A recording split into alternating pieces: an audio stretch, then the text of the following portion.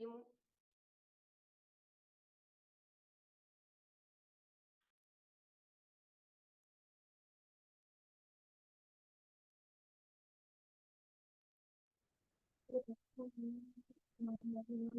Yes.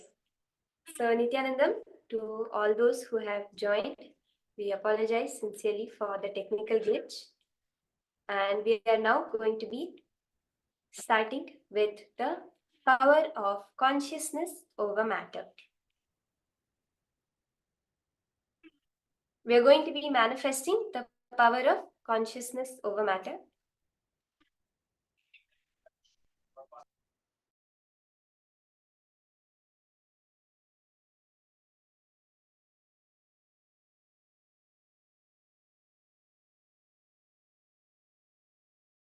Exciting.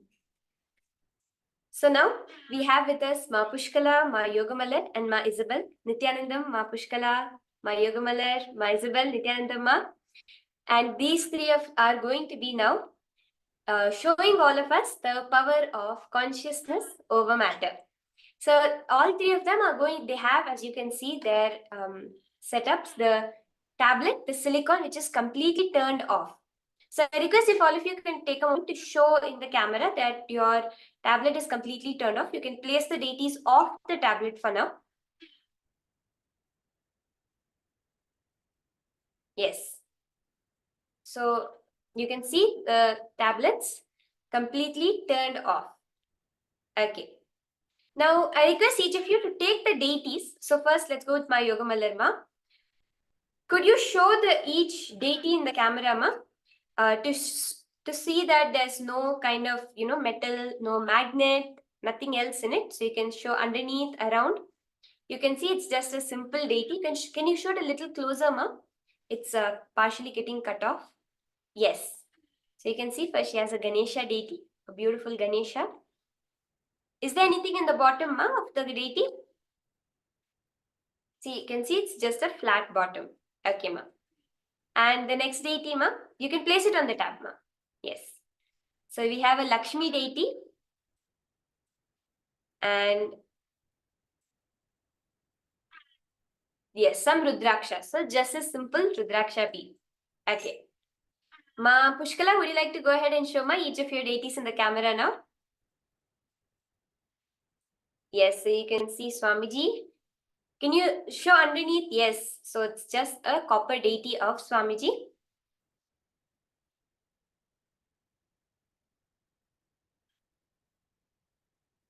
Another metal deity.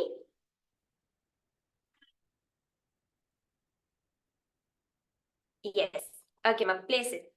So you can clearly see it's just regular deities which are being placed on the tablet.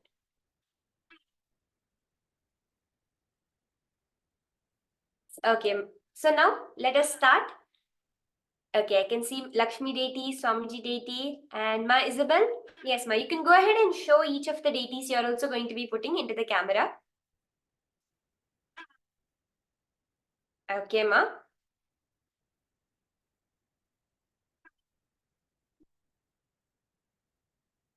Yes. Okay, beautiful deity.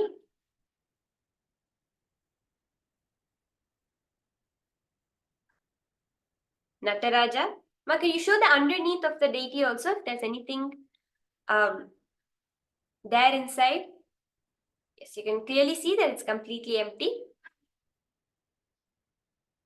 Nataraja. And her Atmalinga. Yes. Okay. So that's very nice. Let's get started now. Just sit straight. We'll be connecting to Swamiji. All of the manifestors will be chanting the Maha.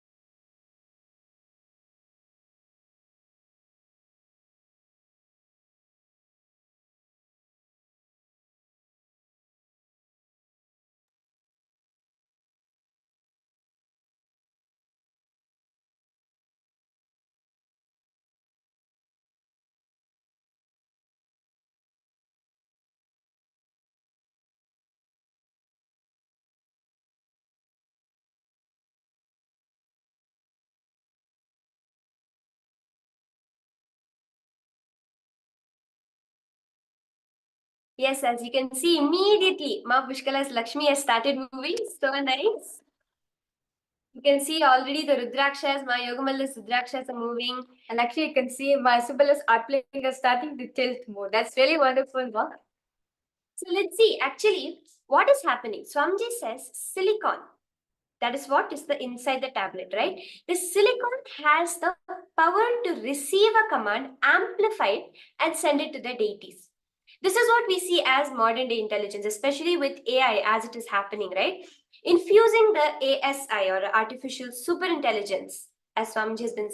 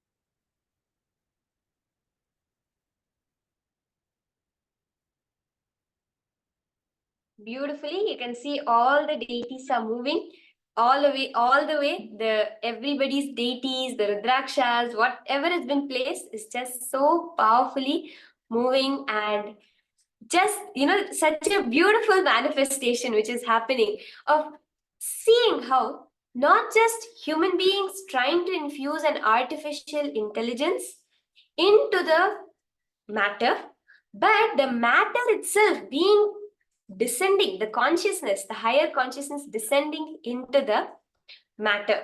So it's very beautiful. And thank you to all the manifestors, all those of you who are joining us for the manifestation. Yes, Ma Yogamalar, Nityanandam, thank you so much, Ma. Ma Isabel, thank you so much, Ma Pushkala. And with this, we'll be entering into the next power. The next power is the power of body scanning. The ability to scan a living body without needing any kind of invasive technology or diagnostic technology. In the modern day, we see, right, when actually it took a lot of time for modern day science to evolve to a level to be able to directly look into the human body. Nowadays, scientists can even look into the brain live as it is processing information. But in Hinduism, the science of looking into the human body without the need of something external was there. That is what is this power of body scanning. So for the power of body scanning, the Shastra Pramana, the scriptural reference where Paramashiva himself has revealed in the Vijnana Bhairava Tantra, in the verse goes, Swadehe Jagato Vapi Sukshma Sukshmatarani Cha Tattvani Yani Nilayam Dhyatvante Vyajyate Para. Parameshwar reveals, cognize deeply that either your body or the whole world, to the subtlest of the subtlest constitutive principles, is pervaded by the one essence, Paramashiva, the essential reality. Then, through the power of the third eye, the vision beyond the sight, being able to look, knowing every aspect happening in the human body happens. And this is a very beautiful what we are all going to be witnessing today. This is what is been shown also, demonstrated by the great Maharishi Agastya, who was there in South India. He had a disciple. One time, a man came to Agastya complaining of a severe headache. This man said, I have a headache and I do not know what the reason is. Rishi Agastya scanned his body and was able to accurately identify, without touching the man, without using any third technology method, just by looking, was able to say that he has this certain type of frog called the Terai frog, which is there inside his brain. Not just that, he immediately instructs his disciple to perform an non-invasive open head surgery without using the hands and remove that frog from the person's brain, after which the headache is completely cured. This gave that disciple the name of Terayar. This also Swamiji has beautifully said that in his life he uses this power of body scanning only for as a main method of diagnosis, and all the other scanning methods, the modern day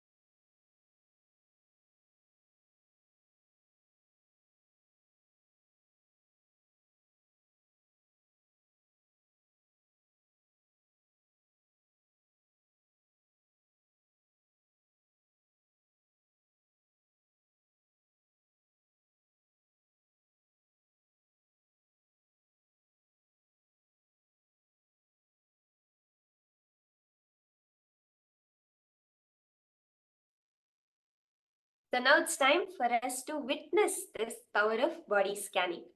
How many of you are excited for it? It's something which Swamiji has given as a huge breakthrough for humanity.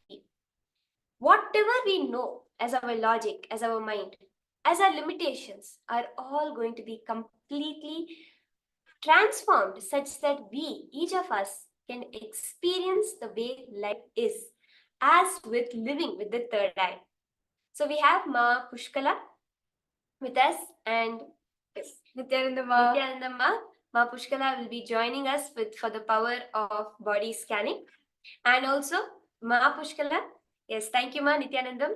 And Ma, you'll be scanning Vikrant Vagaya. Nityanandam, Vikrant Vagaya. Nityanandam. Yes, Nityanandam.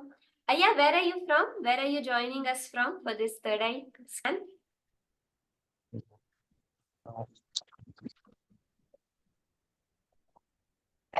Sorry, Aya, could you repeat that?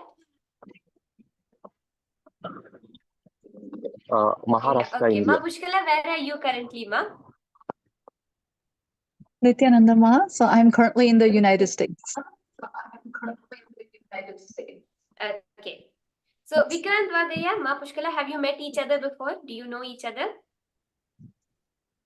And this is my first time Have seeing you shared your Vikrant. medical history, your health issues? Okay. So now, Vikrant Aya, Ma Pushkala is going to be scanning your body. So you can see that Aya is all the way from India, and Ma Pushkala is in the US. So they don't know each other absolutely. They're on two opposite ends of the world. And now you will be able to see, witness how the scan will happen. Now you will be able to see, witness how you can start, Ma, yes. And Nityananda, Ma, Nitya, Maha, Kalpa, Vrikshananda. So yes, I see you've also joined for a third eye for body scanning. Ma Viraja will be scanning you. Okay, so Ma Mahakalpa Vriksha, could you share where are you from? Nityananda, I'm actually in Germany. Germany. Okay. Do you know Ma Viraja? Have you spoken to her before about your health issues or anything related to your personal life issues? No, nothing. Thank you. No, not Okay, at all. thank you, Ma, all the way from Germany. Yes. Okay, and Mahel Kumaraya, I will be scanning you. So Mahel Sure. Kumaraya, Nityananda, Nityanandam. joining us from India. Aya, have you ever met me before? Have you ever spoken to me or shared your health issues, life issues with me before? No, never. Thank you. Never. Okay. So now we'll connect to Swamiji and start chanting the Mahavakya. Mhm. Om Nityananda Paramashivoham. Om Nityananda Paramashivoham. Om Nityananda Paramashivoham.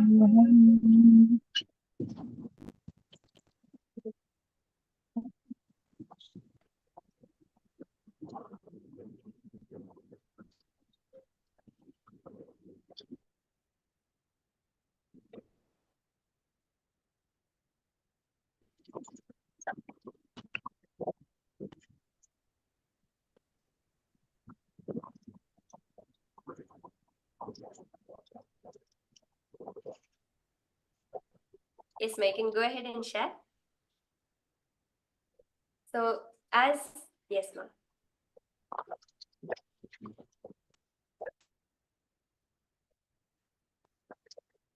Nityananda Ma, should I go ahead and share? Yes, Okay. ma, go ahead. Yes. Nityananda Vikrantaya, thank you so much for this opportunity to do the body scan and oneness with Swamiji. So, what Swamiji revealed through the third eye, I'll just go layers by layers as it was revealed for you. So the first thing physically that was revealed for you is that physically in your body, actually, you have a desire to be a very strong guy. Like you have this image where you want to see yourself kind of like your outer image, you want it to be like a built, like a very nice, presentable person. So you will feel good about yourself. Also, I saw that there are some poor eating habits that you have, and you struggle with good digestion.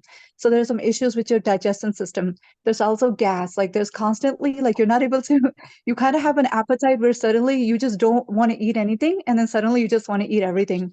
And so then your eating habits are actually not very healthy. And so that causes like a lot of digestion issue in you back and forth, which also builds in gas for you. Okay, so that was a physical layer that was revealed through the third eye. The second thing that came in is directly related to the mental pattern of the inner image, which basically is the reason why you want to manifest this nice body for you, like kind of like a build strong body outside of you, because inside of you, often you feel less about you. So often you feel like you're shrinking inside of you, which also directly impacts your wealth. Currently in your life, you're seeking to manifest wealth breakthrough. But what's happening is that the mental pattern, you feeling constantly like you're not enough, shrinks you, which naturally is impacting you right now in a very powerful way, in a very strong way, physically.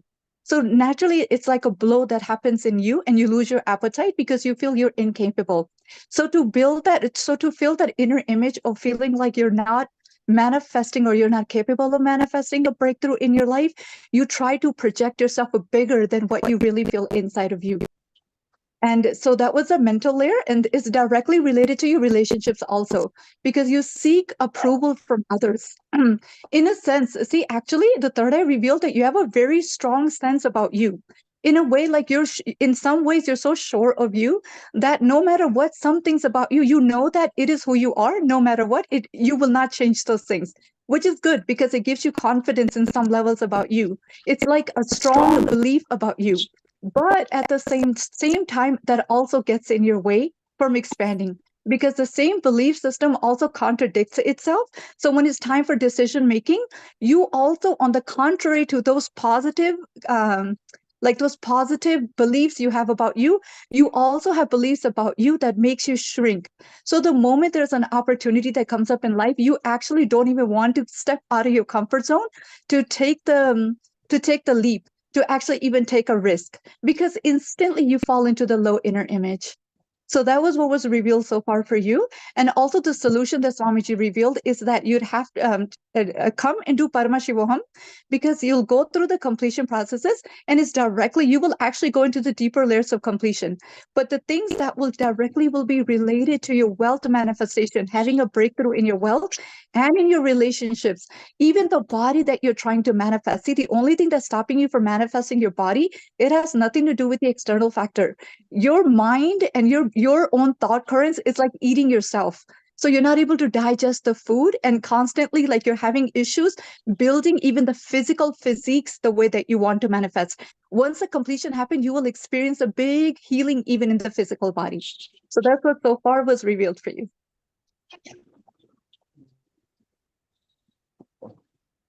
Okay, now. So whatever was revealed was That was very absolutely correct. Yeah, that was absolutely right. I didn't share this before, and I would really accept that and acknowledge it, that whatever was shared was completely true.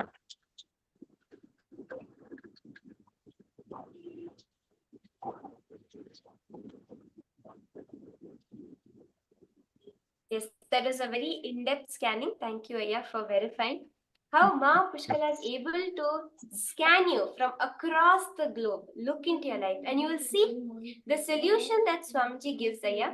It will really work. It will really help you in your life. You'll actually see how it will transform whatever maybe you may be facing. Actually, now, since you have come participate, received this for body scanning on you, it's nothing but Swamiji's own energy entering into your system. You'll see, from today onwards, as Ma Pushkala was saying, the mental layer, all the pains and sufferings you went through, all the things will start healing in you. You'll see, you start experiencing tremendous transformation in your life and breakthroughs will start manifesting for you. And I recommend you, yeah, do follow the solutions which Swamiji has revealed for you. You'll see lots of breakthroughs will start manifesting for you. Yes, thank you so much, Aya, for joining us for the demonstration. Thank you so much, Aya. Yes. Yeah, And sure. Ma Pushkala, yes. Ma Pushkala, you can go ahead and start scanning Dr. Anil Kumar Iyer also, who has joined. And I'll share Mehel Kumar Iyer. So I was scanning you, and Okay. Swamiji showed the very first thing was a big conflict in the inner space between joy and pain. So this is the very first thing Swamiji showed here, that you hold a conflict in your inner space when it comes to joy and pain.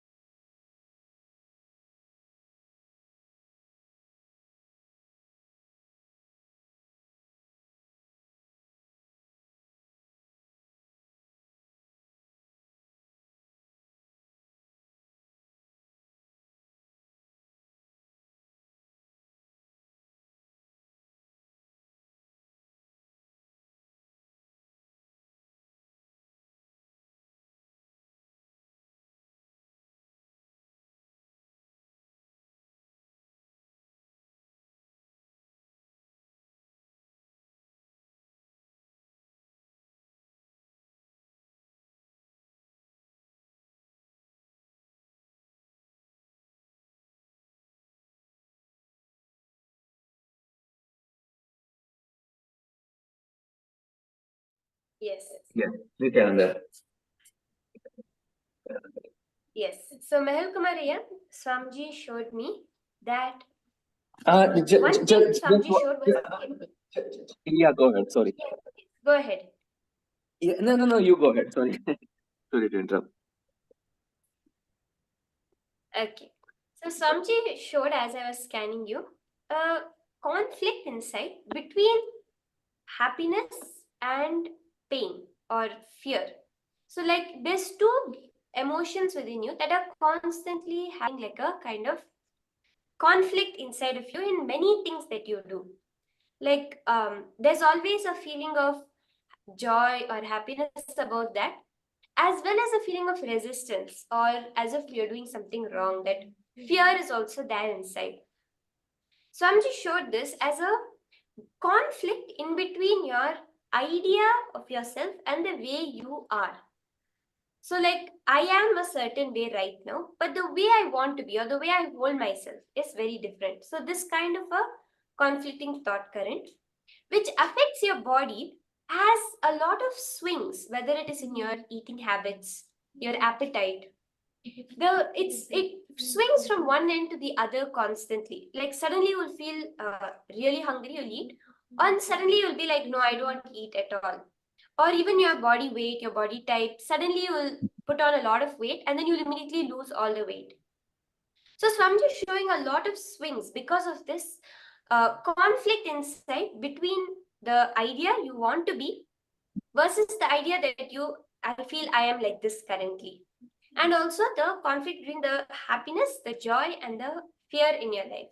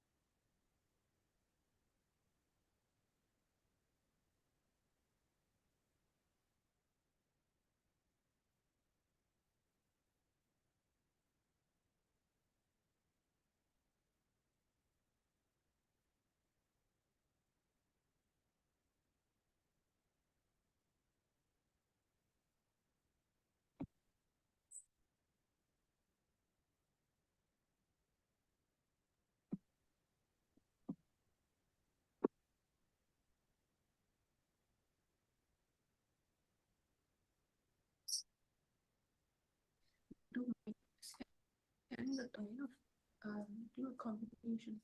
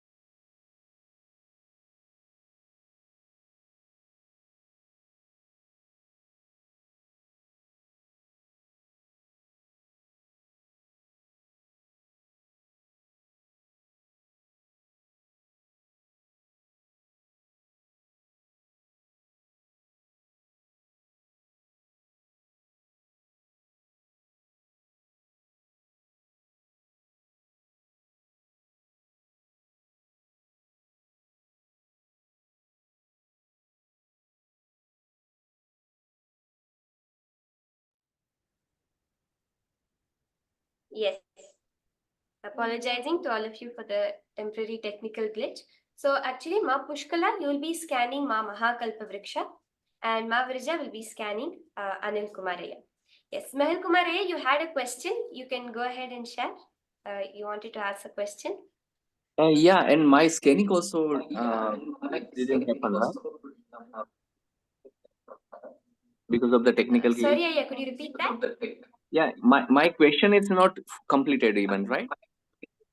Because of the technical glitch.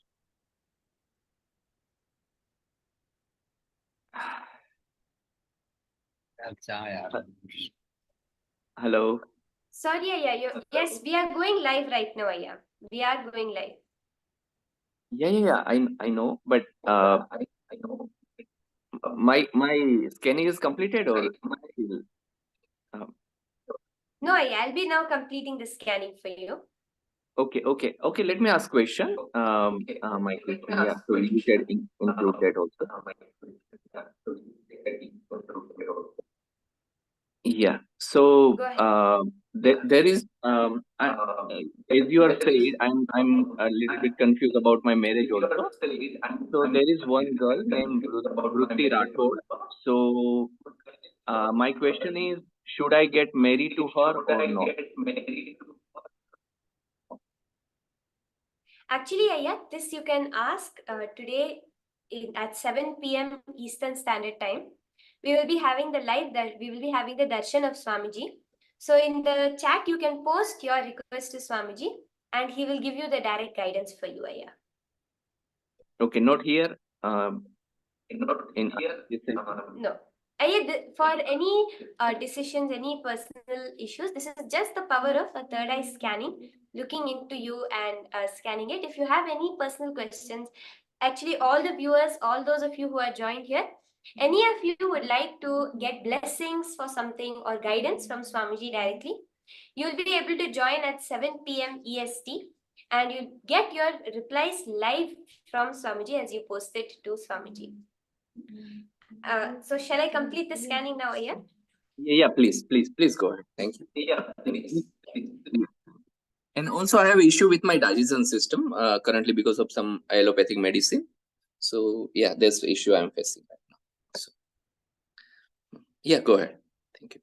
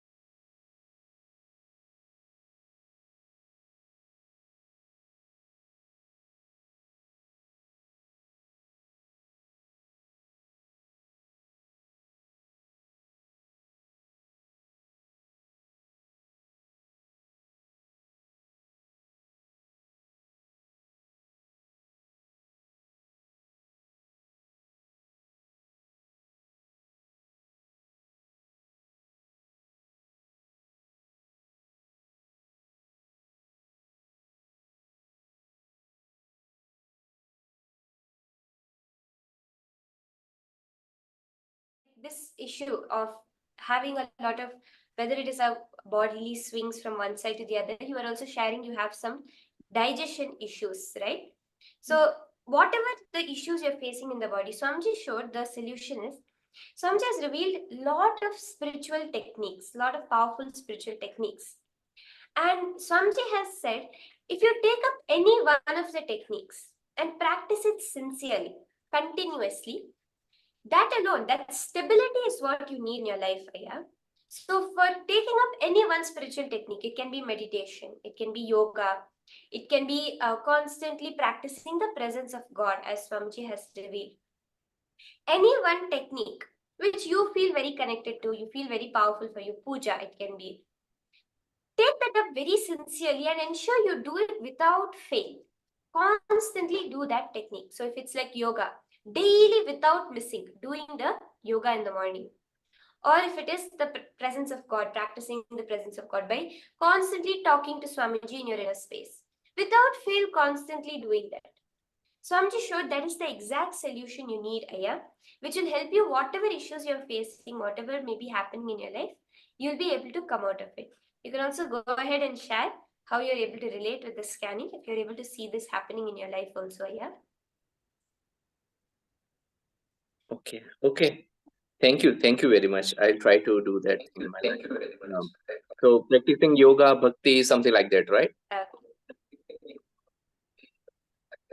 Any one spiritual practice that you feel connected to, you feel will work for you, you feel that you want to do it.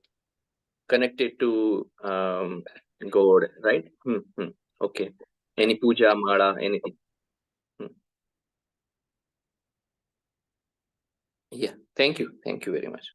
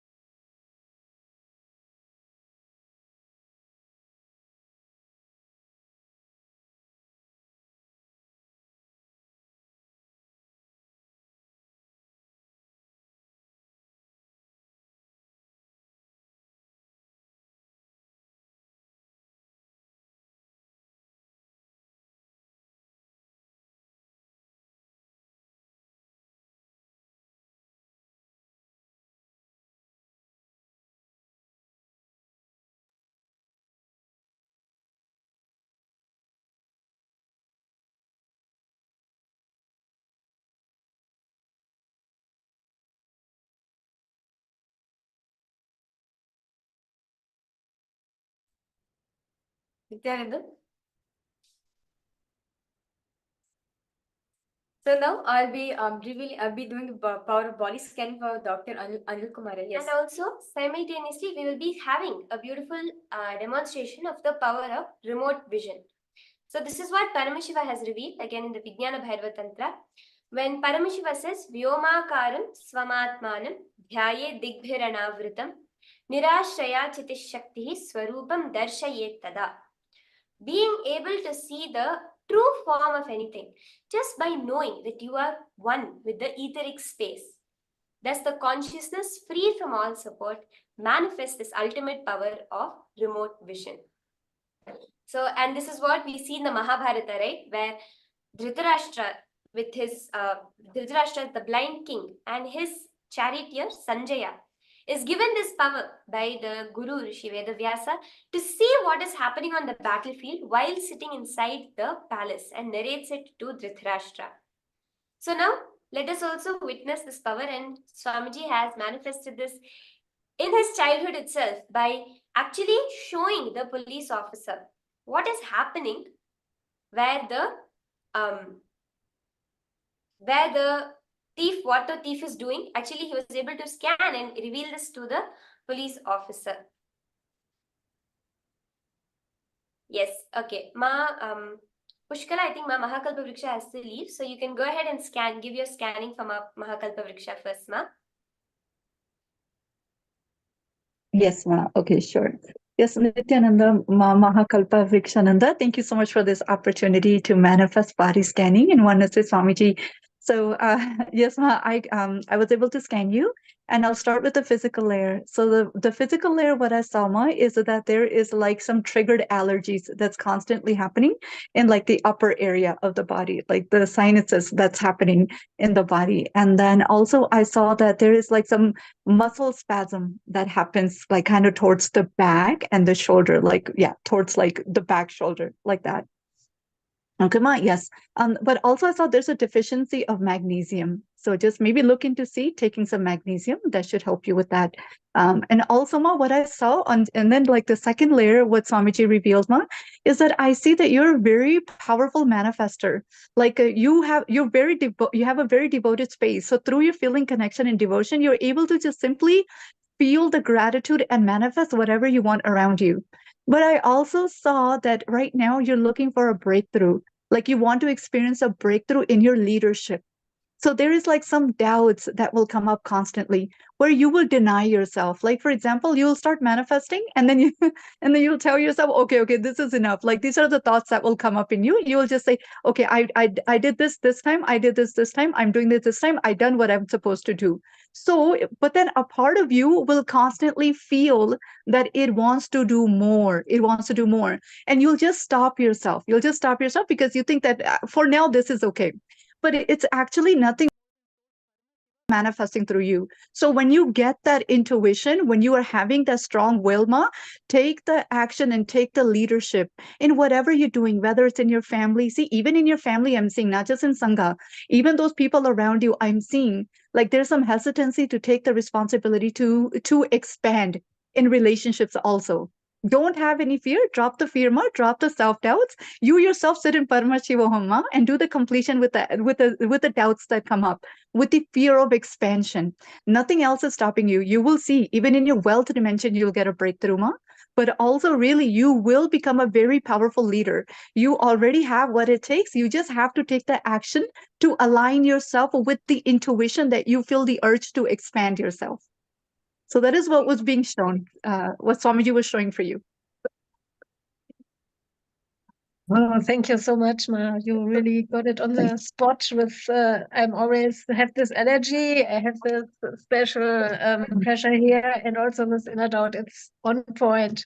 Congratulations, Ma. Absolutely, absolutely inspiring your reading. Thank you so much. It was great. So beautiful, all the way from US to Germany. Yes, Swamiji is always reaching out to every one of us. Now, yes, Mavrija, you can go ahead and share your scan for Dr. Anilaya. Thank you, Ma Mahakalpavriksha. Thank you so much for joining us. Yes. Nityanandam, Anil I did the body scanning for you. Thank you so much, Aya, for doing for this wonderful opportunity for joining us for a body scanning.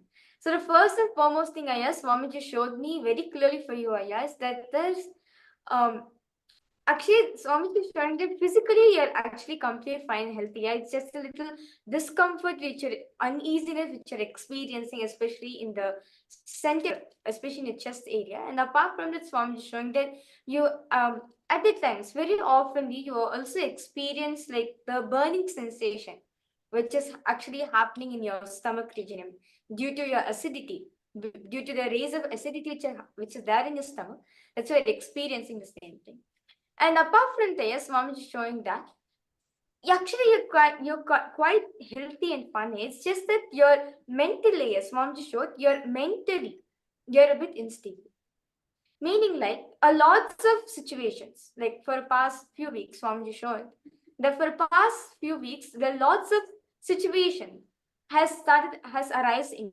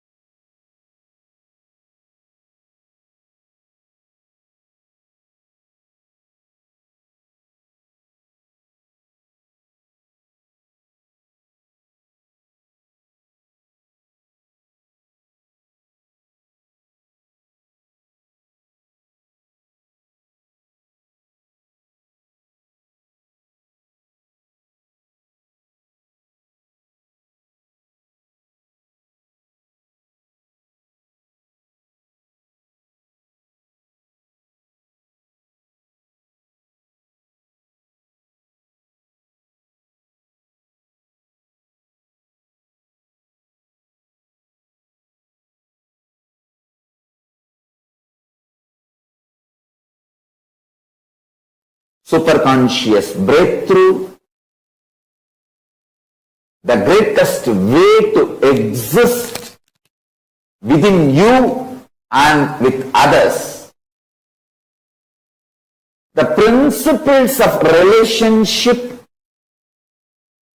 with you, with the cosmos, with the universe, with the nature, and the cosmic beings, whom we call in Hindu tradition Devas.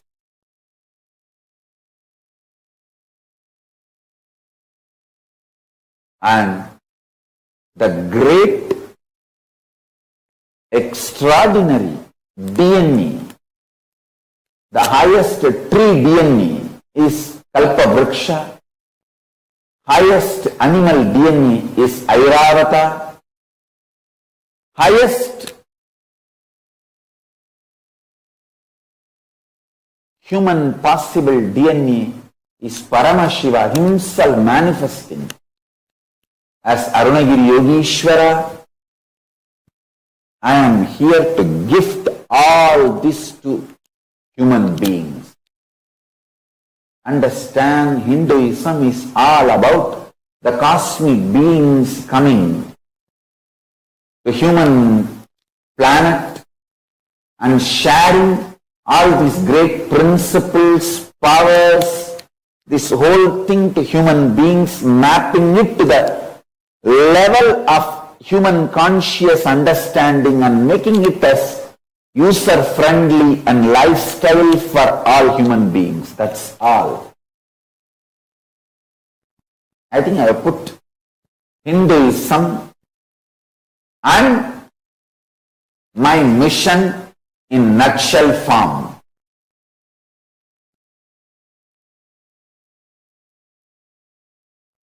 I have put literally the whole Hinduism and my mission in nutshell.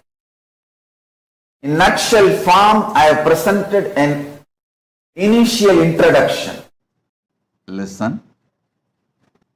Every being can access to the universe, can connect with cosmos, receive the best gifts from the cosmos.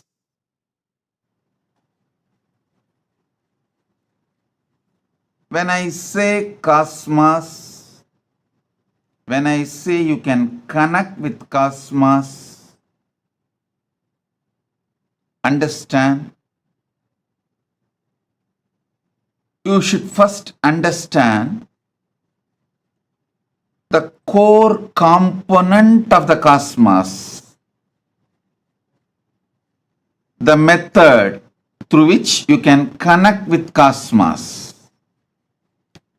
Sanatana Hindu Dharma gives the detailed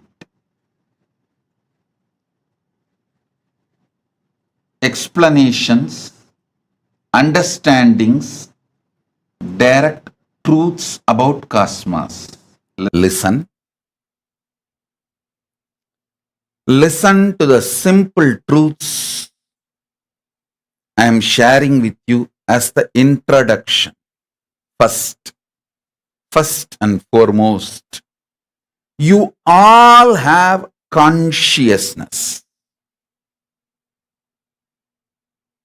Everyone who is able to hear what I am saying, who is able to see me in the screen, carefully, listen intensely. If you are able to hear me and see me now, be very clear, you have consciousness. Consciousness is required fundamentally for you to feel your existence. Now,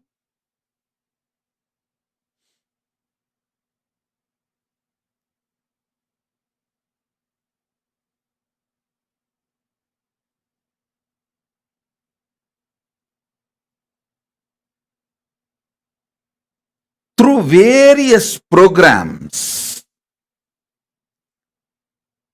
in the past,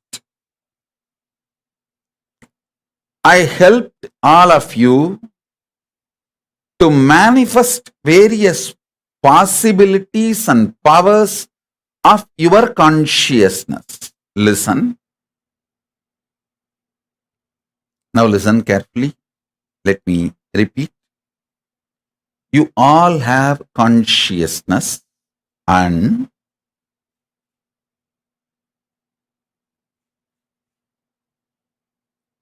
the consciousness has various possibilities and powers.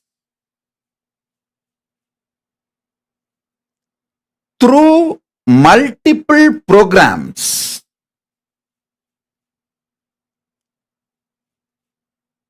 last 28, 29 years from the age I started, from the time I started my public life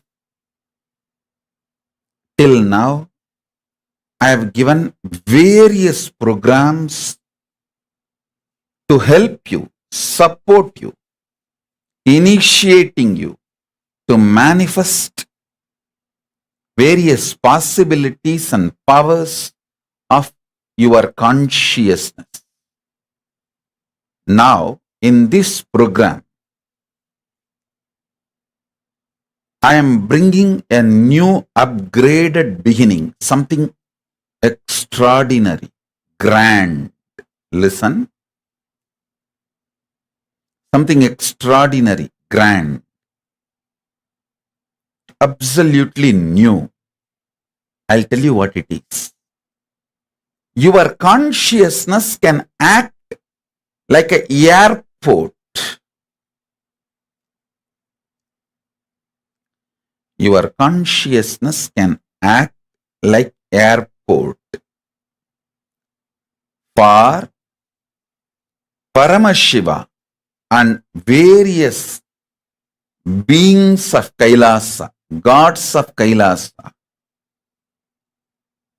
divine beings of Kailasa,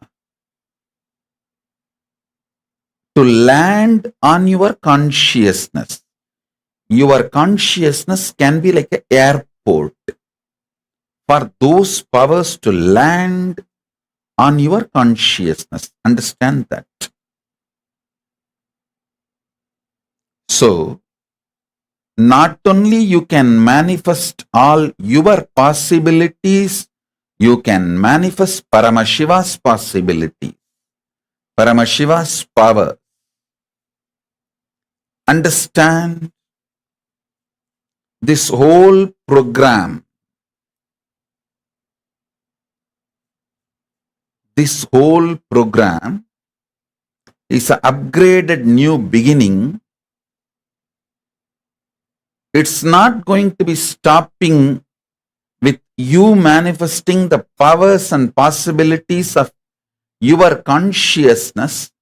It is going to be letting Paramashiva land in you and manifest the powers and possibilities of Paramashiva himself.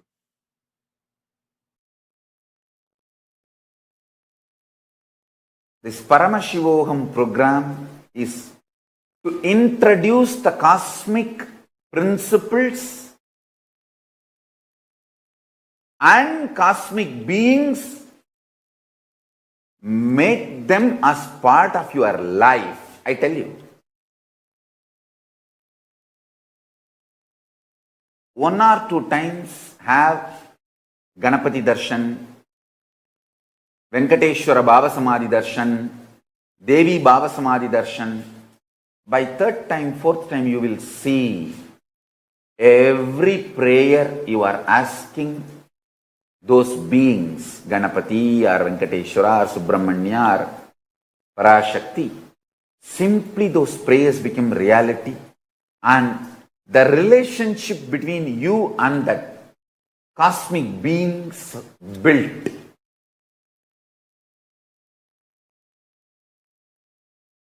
See, during the Bhava Samadhi Darshan, Literally, those cosmic beings manifest through this body.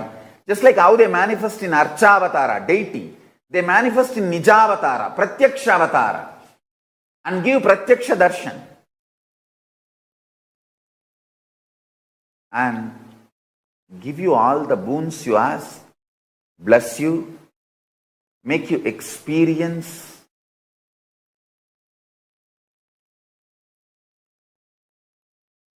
everything.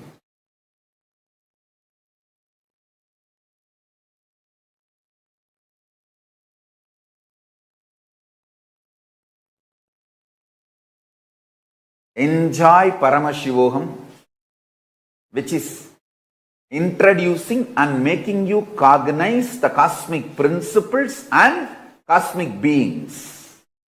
The state of Paramashiva, space of Paramashiva, powers of Paramashiva, being of Paramashiva.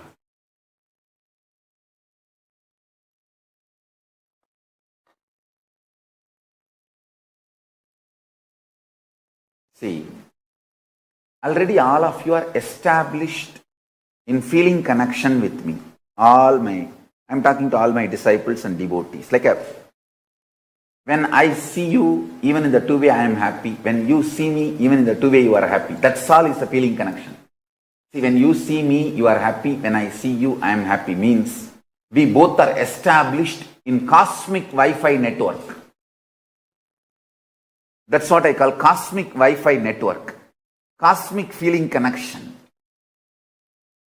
Wherever you are, I am with you. Wherever I am, you are with me. I tell you, when this happens, you are connected to me, I am connected to you. And because already our relationship is established, when Paramashiva manifests through this being, literally you enjoy the same intimacy you have with Paramashiva. So you don't have to spend separate time, energy to build your relationship with Paramashiva. In this one relationship, Ganapati manifests, and how you react to me, I react to you. Same way you react to Ganapati, Ganapati reacts to you. It's like one channel established and all gods appear because all gods are in oneness. That is the importance of Bhava Samadhi Darshan. Understand? Once you connect with Guru, you are connected to all gods. That is why we worship Sarvadeva Devi Swarupaya Sadgurave. We worship Guru as a Sarvadeva Devi Swarupa. Because once we have feeling connection. How you respond to me, I respond to you. When Ganapati Bhava Darshan happens, same way, Ganapati responds to you and you respond to Ganapati. How? The same relationship you will manifest now with Ganapati. The same relationship now you will manifest with Subramanya. When Paramashiva manifests, you will experience the same relationship. He will respond to you exactly as I am responding. You will respond to him exactly as you are responding to me. You will respond to him as you respond to me. And he will respond to you as I respond to you. In one relationship, all relationships are complete.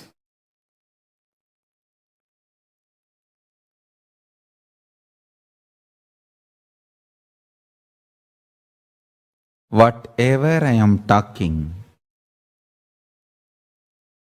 is not new to you. It is all already programmed in your DNA as cosmic truths. The truths I am revealing, this is the program based on which cosmos functions. This is the program based on which your DNA is functioning. I am just going to spiritually electrocute your DNA. I am going to plug my being with your being and spiritually electrocuting you to manifest all these cosmic truths which is already there in your DNA as your very DNA program. So understand, you don't even need to worry. You don't need to be afraid. You don't need to feel sad. Will you be able to realize all these truths or not? I commit with you. I am awakening all these cosmic truths which is already in your DNA to reality by spiritually electrocuting you with my being. I will be a strong nuclear force, spiritual strong nuclear force on your being from now. Through this initiation, I will manifest absolute, pure, ultimate superconsciousness, being of Paramashiva, state of Paramashiva, space of Paramashiva, powers of Paramashiva, being of Paramashiva, superconsciousness of Paramashiva, Sri Kailasa of Paramashiva, in all of you from now.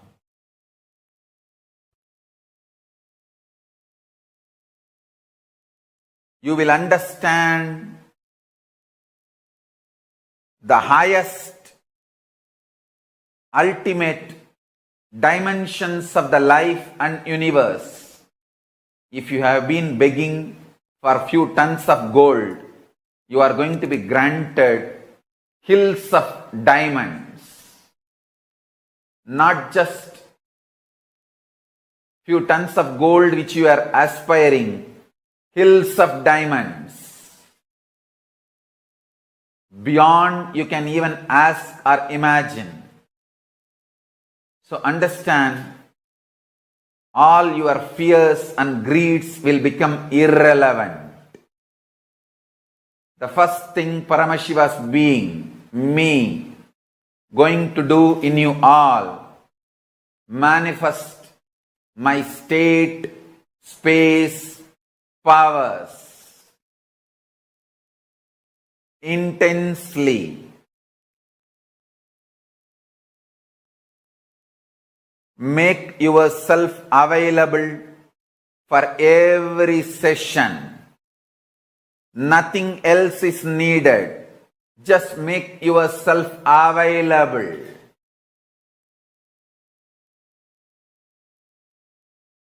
Anyone makes yourself available, I'll make myself available to you.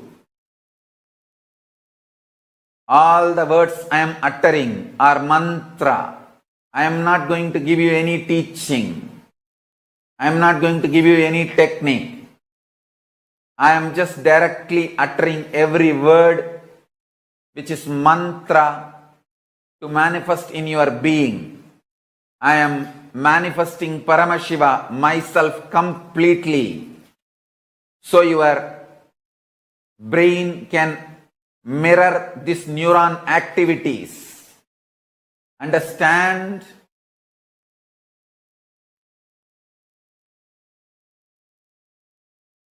This whole program is not ordinary spiritual program. It is Paramashiva, me, directly making myself available to all of you through this body, using this body and memory, muscle memory, biomemory and bioenergy.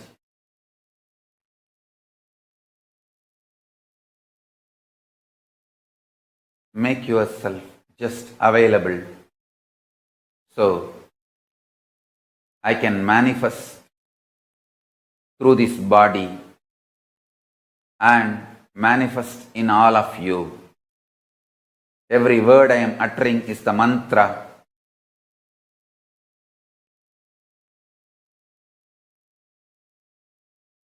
I am manifesting in this system, in this body completely, So you can all just mirror the neuron activities of this system and manifest the being of Paramashiva.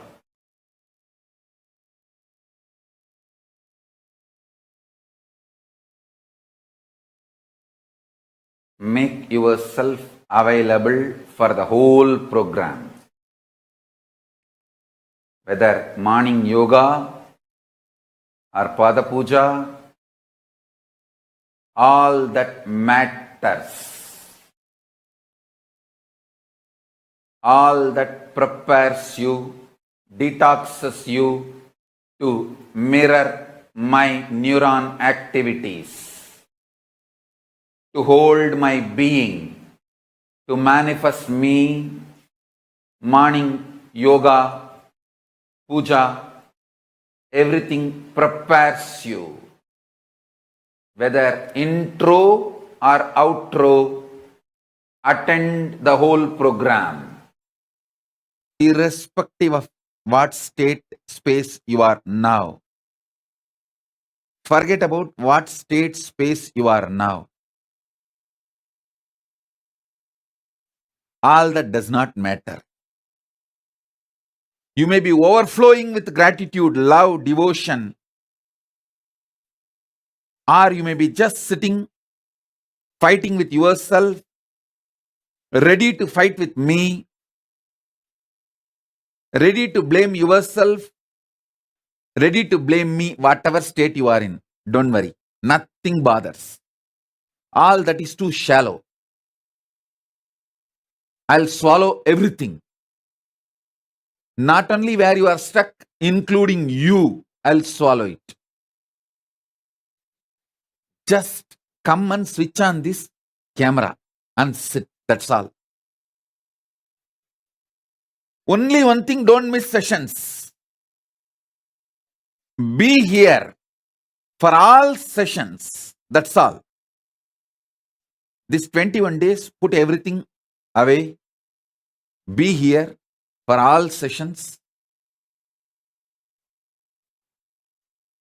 Don't miss one word, one session.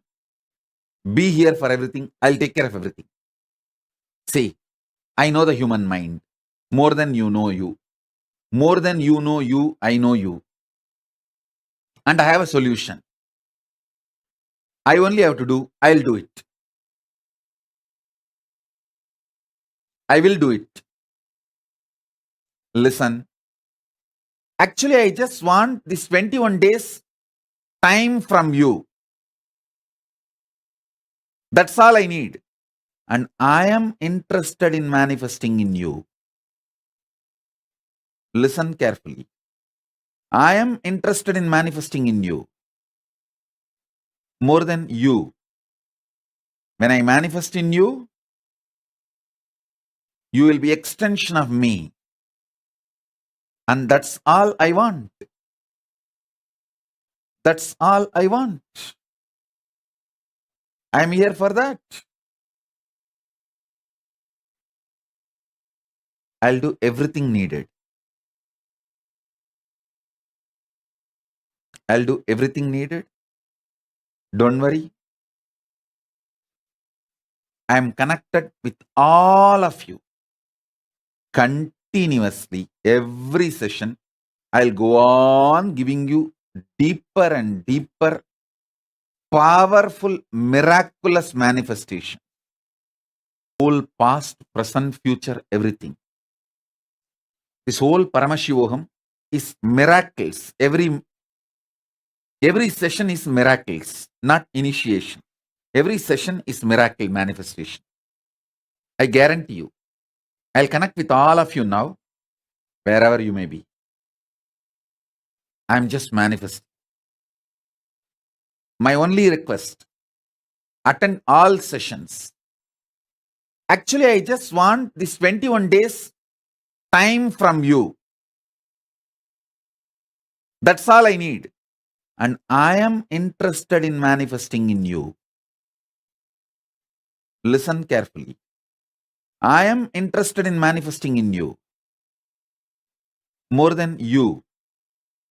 When I manifest in you, You will be extension of me. And that's all I want. That's all I want. I'm here for that. I'll do everything needed. I'll do everything needed. Don't worry. I'm connected with all of you continuously. Every session, I'll go on giving you deeper and deeper, powerful, miraculous manifestation. Listen.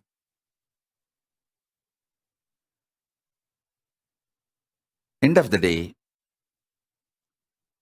just understand these three things. Superconscious mutation is possible, and I am doing it here. Just sit with me with a conversational relationship. That's all. Nothing else is required. I'll go on be chatting, talking, having small talks, initiating, giving mantra, giving superconscious breakthrough, and sometimes just sitting silently. Do not see, even if you get a little tired, even if you get a little tired and drink cup of coffee and become all right, great, okay. Even if you get a little bored and one cup of hot chocolate and wake up, okay. If we have that sahana vavatu relationship, that's enough. Sahana vavatu, sahanao bunaktu, sahaviryangaravavahai, tejasvinavaditamastu mavitvishavahai.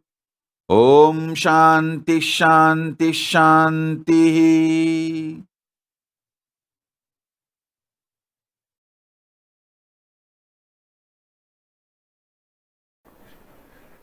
Most of the time, stupid suspicions are hidden in the name of doubt. And finally, it is going to hurt you, not me. See, internalizing means analyzing for the sake of internalizing. Analyzing for the sake of internalizing. Then everything will help you. Even the worst things in your life will help you. Even the worst things in your life will help you. But if you are sitting with suspicion to reject, even if God is in front of you, will be asking for ID card. And even if the Guru is in front of you, do you have the certification that you can awaken Kundalini? Good, it is not given as a PhD certificate.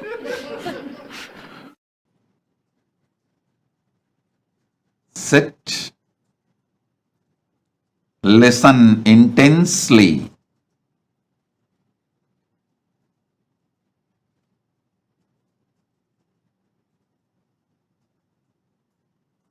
Allow initiation to happen in you.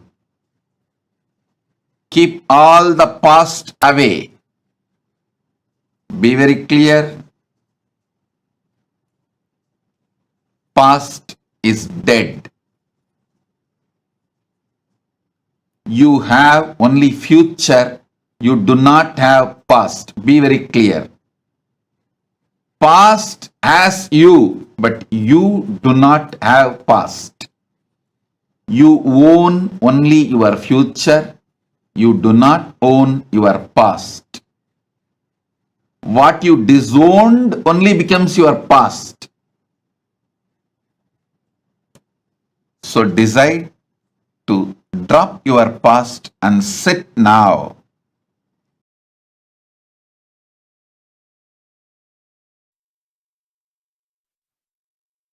Get your pets, kids, make them all come and sit in front of camera. That's all I need. Nothing else. I just need to see them. You just need to see me. That's all. Nothing else is required. I'll do the job. If your pets and kids are fighting with me, don't worry. Get them to the camera.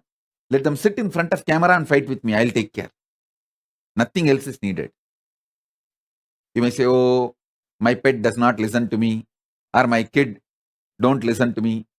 He or she does not want to listen to your program or attend the session. Don't worry. Just get them and make them sit. After all, they will fight with me sitting in front of the camera. That's okay. I know how to deal with them. Let them sit in front of camera and fight with me. I have no problem. I'll deal with them.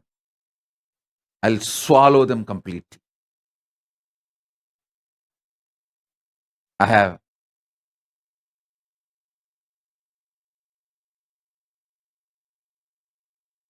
25 head, 75 eyes, 50 hands. Get your pets, kids, make them all come and sit in front of camera. That's all I need. Nothing else. I just need to see them. You just need to see me. That's all. Nothing else is required. I'll do the job.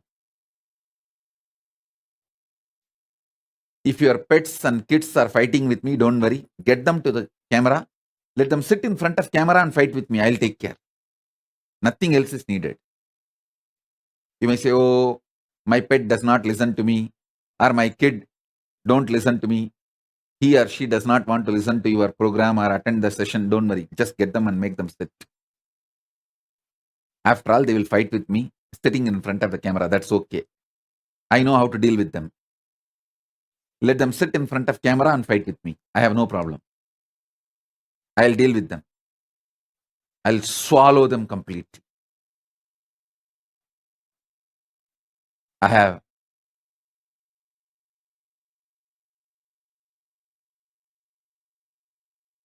25 head, 75 eyes, 50 hands. That's all.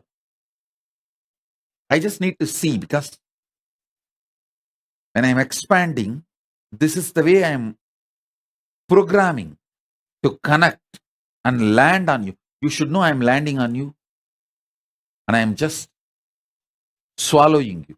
By sitting in front of the camera, you give me the authority to manifest in you, to do the superconscious mutation in you. You can be relaxed way, stretching your leg, no problem. All that is okay. Just be in front of camera.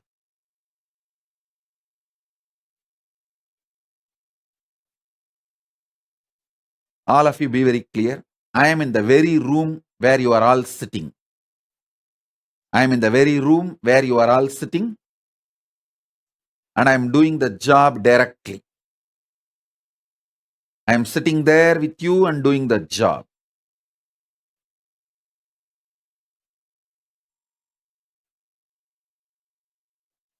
Listen. All your past, all your patterns, good, bad, right, wrong, everything, I'll just swallow it and finish it up. I'll just burn it away. This session, I'm going to focus on bringing completion to you so that I can start doing the superconscious mutation process.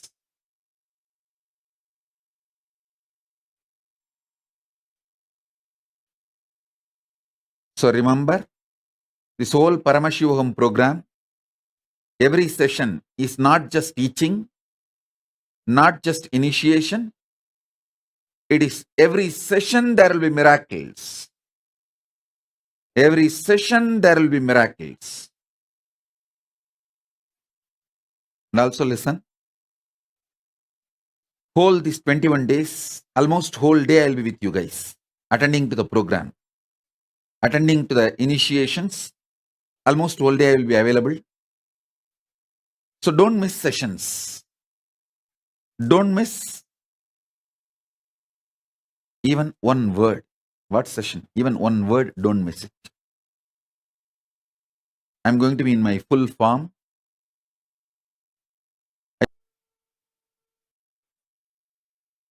I am established in eternity. Wherever you are established, don't worry about it. Whether you are filled with your past, or you are filled with your future, or you are stuck between past, present, future, don't worry. I am established in eternity. From that power of Paramashiva, I'll just swallow you completely and digest you and bring completion into you. Or you are stuck between past, present, future, don't worry. I am established in eternity. From that power of Paramashiva, I'll just swallow you completely and digest you and bring completion into you.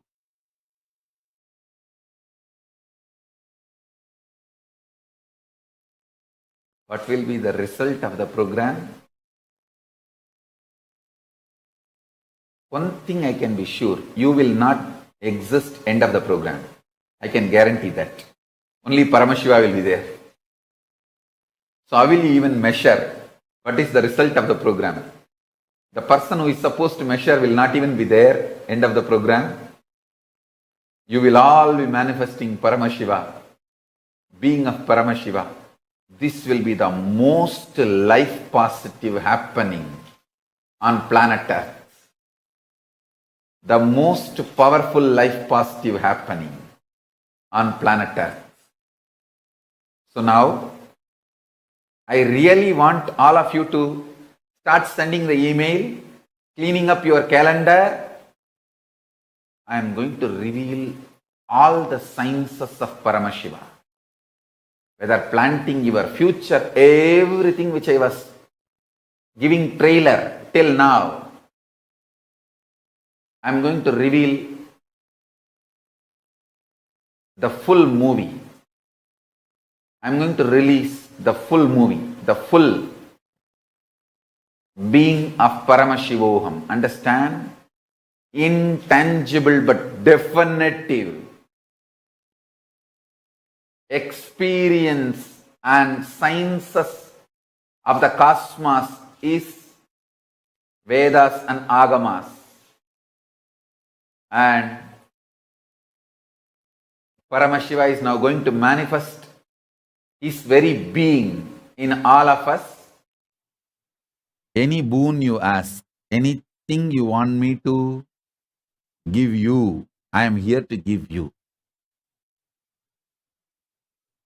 I am here to give you anything you want. And as I told you, my Gurudam is not my pride, it is my breath. It's my life. My Paramashivatva is not my pride, it is my life. Doing this superconscious mutation to you, making you experience Paramashiva in you, is not my pride or not my job, it is my life. It's my breath. I'll be absolutely chaste to my life, to my breath. So understand that I am giving you the real picture of exactly what it is.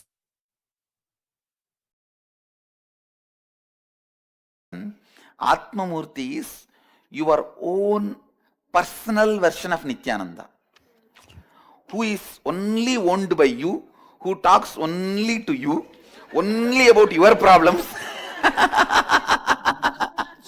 He doesn't care about anybody else's problems. He doesn't try to do some mediation thing. When you say, "I finish him," he goes and finishes him. When you say, "Do this," he goes and does this. When you say, "Eat," and he eats. Understand? It is like a, see, in the spiritual journey, the first step is divine in the mold you want, then you and divine, and you in the mold the divine wants. The Visishtadvaita, Advaita. So, in the first level, for the game of Dvaita, divine, in the mold you want, Atma Murti is a big support. then you will just have the space of you and divine. That is Vishishtadvaita. Then suddenly you will see, without even your knowledge, you are in the mold the way divine wants. So it's a beautiful step rolling into the Advaita. That is the reason the Atma Murti is given. Atma Murti is the unique concept of Hinduism without the intimidation of the too big experiencing the divine in a personal space. Experiencing the divine in your personal space without the intimidation of Vishwarupa. Understand? Krishna was always Atma Murti for Arjuna. That is why he could not handle Vishwarupa. But that does not mean he did not become enlightened. After the war, everything, he said, come on, now I am ready to have the Vishwarupa. Let me see once more. He sees once more. That is called Anugita. He sees once more, and finally he himself becomes part of Krishna and gets enlightened. So understand, Atma Murti is a beautiful initial way of starting the divine you game, the you-me game, and I-you, that game. And by you will see that it raises you to the next level and ultimately Advaita. I am now available to all of you to make this super alchemy process happening on planet Earth, first time in this mass, large scale.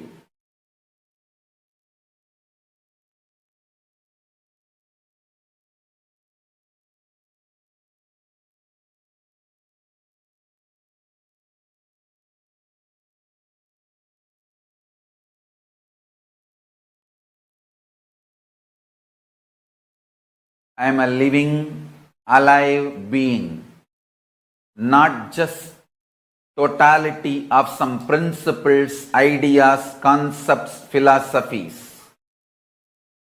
I am zillion times alive, infinity times alive than what you feel as your being.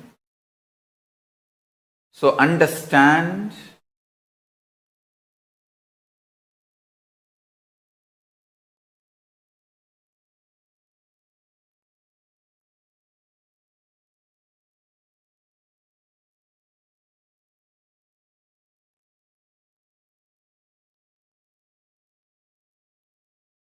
all the fears, greed, everything you go through is superficial,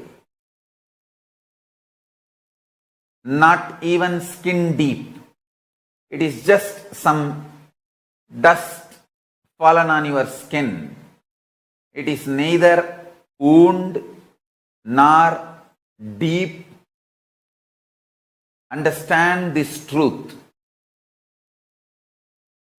Just like some little dust fell on your skin, which you can wipe it, which you can clean it casually, without much effort. All the fears, all the greed, all the powerlessness you are going through is just simple dust. Unfortunately, you do not want to respect your problems as simple dust, because 90% of what you consider as your being on huge wars of life, too big, whatever you have been taught as too big, as core of your being, is mere dust. If you accept your problems, powerlessness is mere dust. You need to literally drop your being, and you don't know which one to hang on, hold on. That is why You kept your old being alive and suffered a lot.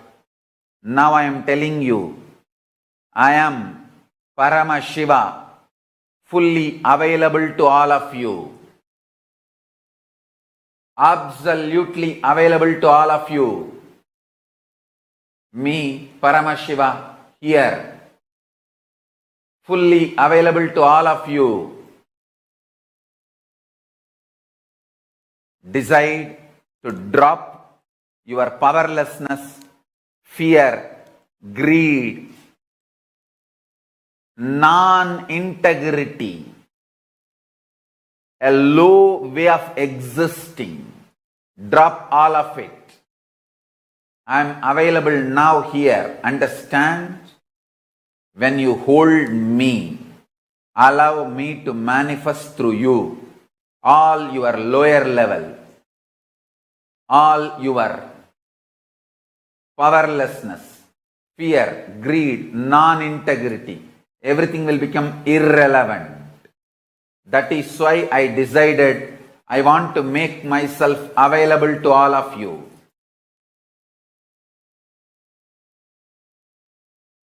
That is why I broke all the social structures, ideas, concepts, including money. I made everything irrelevant and making myself available to all of you wherever you are in your very bedroom. I am sitting with each one of you now personally in your room.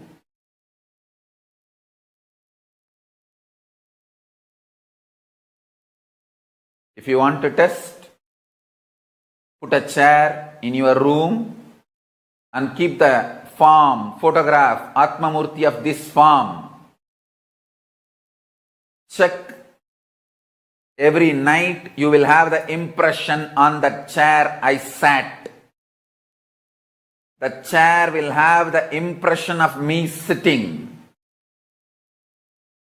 And the manifestation of Vibhuti, Kumkum, Akshada, Jnananjana, all the auspicious energies. I am sitting with each one of you personally, individually, and making myself available. This being is now available to all of you, to each one of you.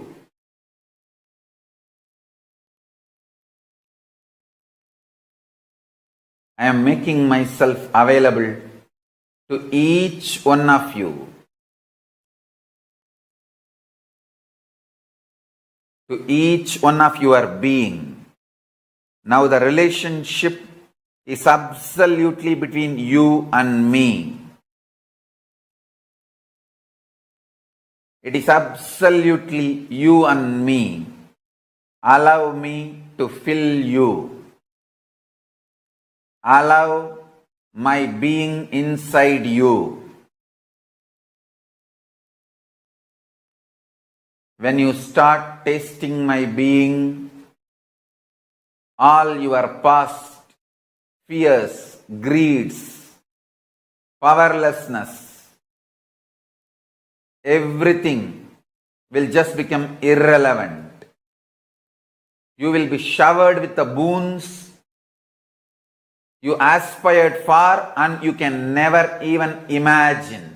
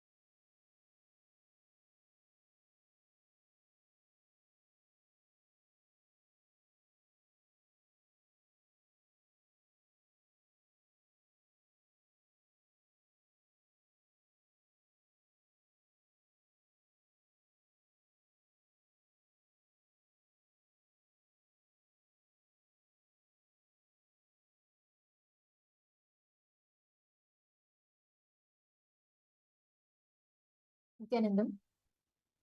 In this session, very beautifully, Swamiji revealed to all of us about what Paramashivoham is all about. Like Swamiji beautifully said, the productivity of a human life is not about how much money you earn, how much, how much cars you own, how many houses you own. That is not the productivity of human life. The real productivity of your life is how many times you are able to have the real freedom, the real productivity is how many times you are able to complete and refresh your mind, redesign your mind and inner space such that you're able to sit in the space of unclutching. Like Swamiji said, it is not about how many bodies you're assuming with the same mind, but how many minds you're able to, how many minds die and new minds get created, how many such minds you're able to cross in this body. See, you can have, you can own $1 billion, you can have the most luxurious, house, you can have the most comfortable bed, but for you to sleep, you still need completion. You can have everything, but you will still not be able to sleep because the thoughts will still be disturbing you. If there is something that even money cannot buy, power cannot get you, your contacts cannot help you, is the ability, the inner freedom, the Paramashanta inside you. Paramashivoham program aims, the gift that somebody is extending through this program is giving you your inner freedom, your ability to experience the real freedom inside of you. This is the experience that all of us are going to be receiving through this program. I'm going to be requesting all the participants to share with us and let us know what did you click with? What are you looking forward as an experience through Paramashivoham? Take a few minutes and please share that with us. Now let us get started with our first exercise. We're going to be entering into a quick introduction session, and then we're going to be entering into a quick internalization exercise and just an orientation, brief orientation on what exactly you can look forward to in this program. Through this permission, throughout this 21we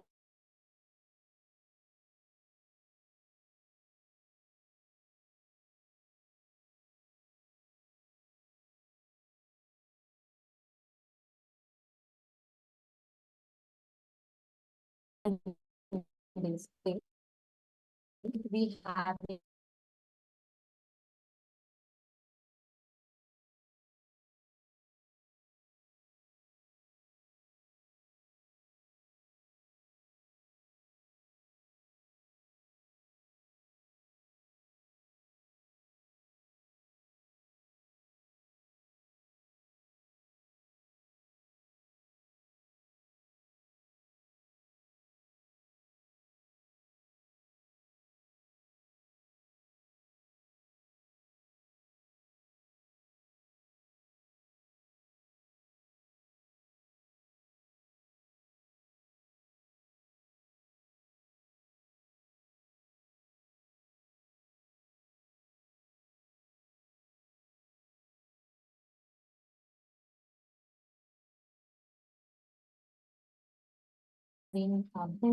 such a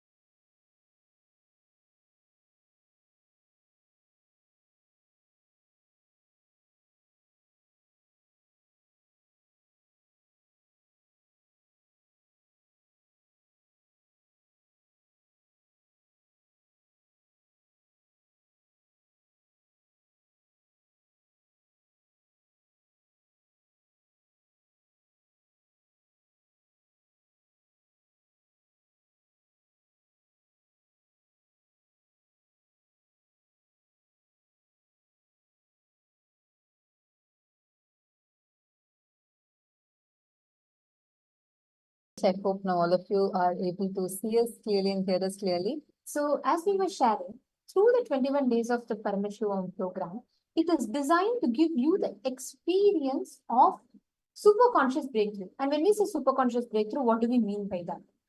Every day, it is designed to give you a breakthrough in using various different methods, powerful cognitions. Swamiji will be addressing some of the most fundamental root patterns and issues that we will have, whether it is in the aspect of health, relationship, wealth. And this entire program is designed, the structure of this course is going to be where you will be listening to a powerful cognition from Swamiji. You will be understanding about the science, a revelation, after which you're going to be internalizing them. You're going to be understanding and analyzing about it. And once you internalize, when we say internalize, we mean you'll be applying it in your life, seeing which areas, how you can apply this truth and how you can benefit from this. Right after which you will be working on manifesting that powerful cognition into a power. And you're going to see how the power manifestation starts manifesting through you. How many of you enjoyed today's demo when the adolescents are manifesting and actually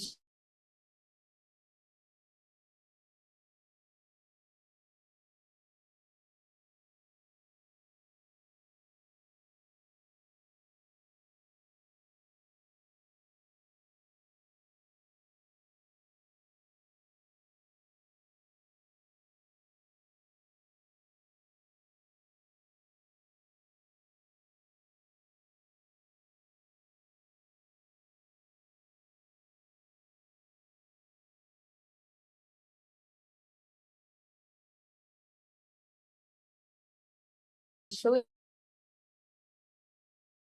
the point that you just witness what manifest the Lord and get the ability to manifest these extraordinary powers. So now let's enter into the next session where we are going to be learning about the science of power manifestation. How to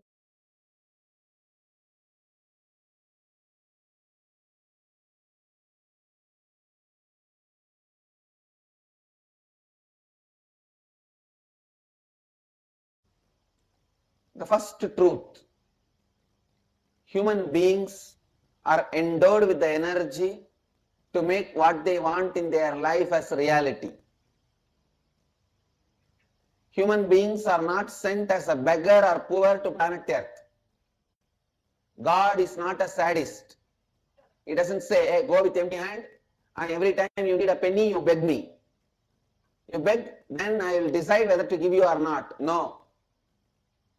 He is neither a sadist nor a miser father. He is a beautiful, graceful, amazing, showering, cosmic, causeless, auspicious energy. Asudosha Satchitananda, Shiva. So understand, you are endowed with enough of Kundalini energy, the inner potential raw energy to make what you want as reality. That's the first truth. Second, because of your constant self-doubting, self-hatred and self-denial, you forgot your life is nothing but possibilities. You started thinking your life is nothing but impossibilities. You are alive because breathing is possible. You are alive because digestion is possible. You are alive because many things are possible. Understand, life is possibility. It is not impossibility. The wrong belief, life is impossibility, is put inside you by the society, unconscious society. So you need to know the truth, the ancient secret which produced greatest leaders in every field. Please understand the most ancient secret, secret of the secret of the secret, which produced greatest leaders of every field, still kept as a secret, transferred only from guru to disciple in the world's oldest ancient civilization, the spiritual tradition. I am sharing that with the world. Listen. Science of awakening the inner potential bioenergy, Kundalini Shakti, and directing it to create what you want as reality. This science was available with this ancient Vedic civilization. It was transmitted from guru to disciple, guru to disciple, guru to disciple. It's called Karna Parampura, means just by listening, never by writing. Just by listening, this science was transmitted. It was never printed. This only Krishna calls as Raja Vidya, Raja Guhyam, the royal knowledge, royal secret. I am transmitting that science to all of you freely, because the world now needs more spiritual scientists and spiritual healers. We already have enough of economists, business management people, lawyers more than the rats, doctors more than the cats, army people more than any number. We have too many people,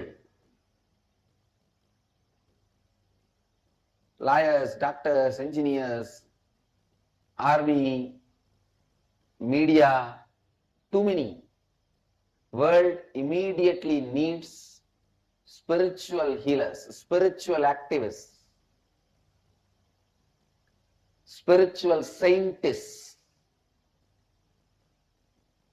scientists with the saintly basis. A scientist we need urgently. That is why I have decided to share this knowledge with the whole world. So listen. Please understand, there are some people who have the latest best cell phone, but they do not even know how to send an SMS. They can only switch on and speak, switch off and keep it.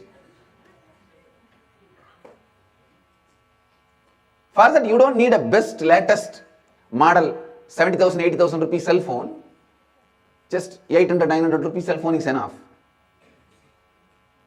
Having the best updated 70, 80,000 rupees cell phone, but not knowing anything to do with it, just you pick up, speak and leave it back, is what most of us are doing with our body. Our body is basically hardwired. Our brain is hardwired. The system is developed to experience so many extraordinary powers. Understand, you are not built just to be a clerk, just to be an attendant, or just to be a worker. Your being is basically built in to experience God, to experience divine, to experience the ultimate, to experience complete completion, to experience Mahadeva. Understand? Your body is basically built for experiencing many extraordinary things. That is why when Hinduism introduces you to you, it says, Shrunmanda Vishwe Amritasya Putraha. Oh, listen, sons of immortality.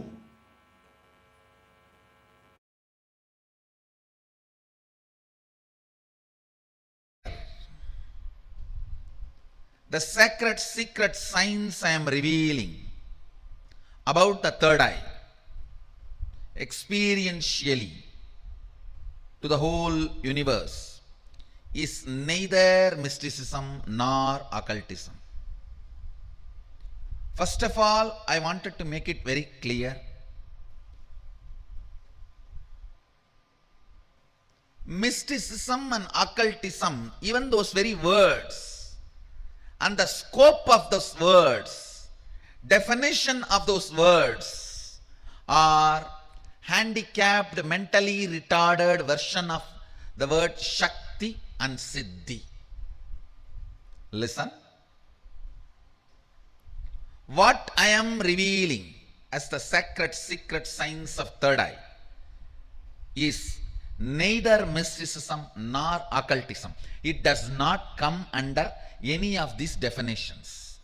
It is a very clear sacred secret science of Shaktis described directly by Sadashiva, the Adi Guru, the ultimate source, in Agamas, very elaborately, eloquently, without any ambiguity, without any doubt, step by step, science, applied science, technology, the whole thing is clearly presented in Agamas. Understand? Sadashiva is very clear. He programmed all of us with his own inner space. In this human frame, you can manifest easily, simply by realizing your oneness with Sadashiva, around 460 Shaktis. Listen.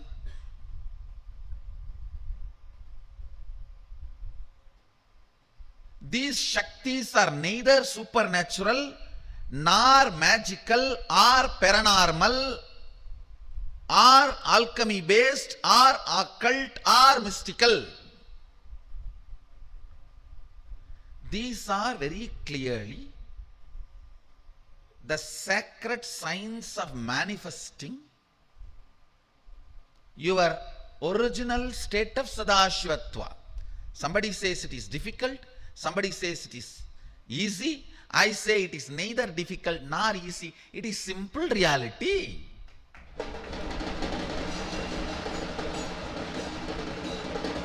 For reality, you can't even use the word easy.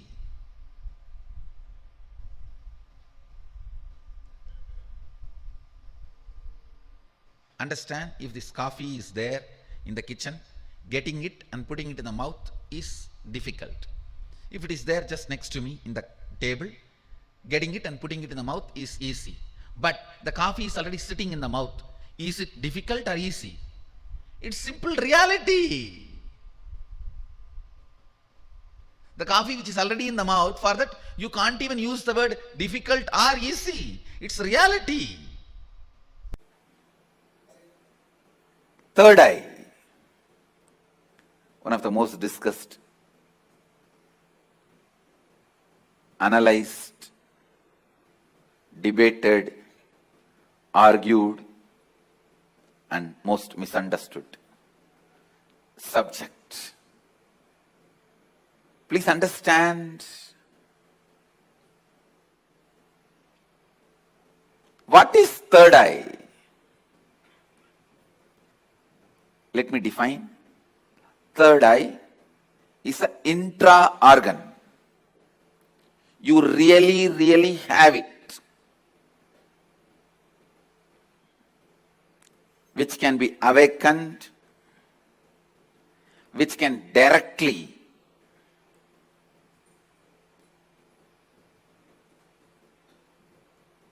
be part of your day-to-day life. Third eye and awakening the third eye is not just mystical alone. It can be directly experienced in your very physical plane.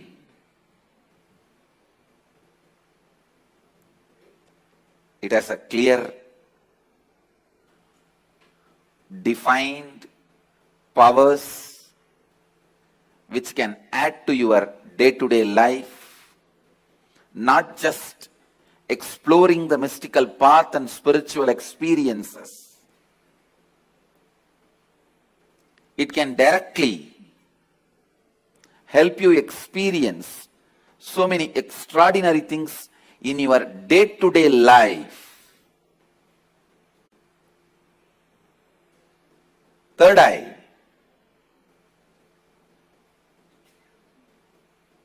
makes you see the higher reality externally in your day-to-day life and internally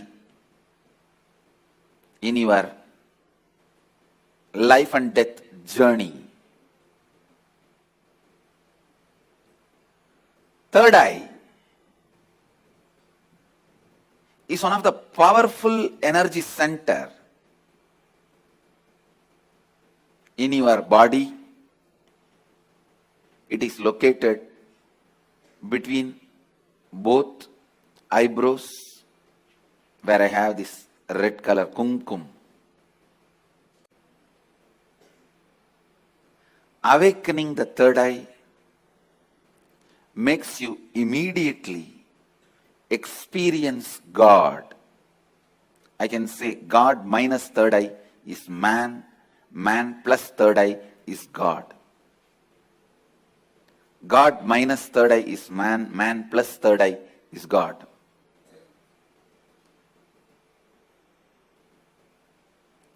Third eye is called Chakra Raja, king of chakras.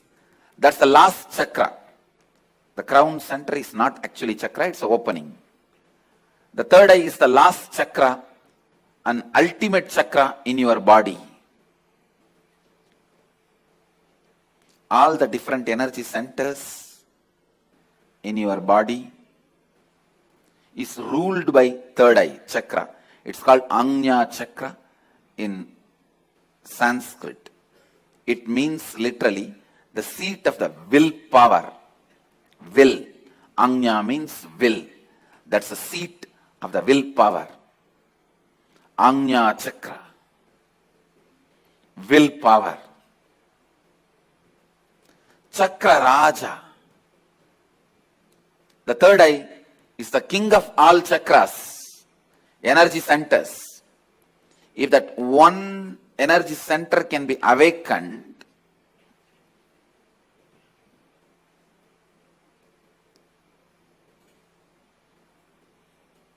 all the energy centers can be awakened. That is why in Hindu tradition, the various pilgrimage centers are identified with the different chakras. But Varanasi, the pilgrimage center of Hinduism, is associated with the third eye. That is called as a third eye center. The Anya Chakra Sthala, Varanasi.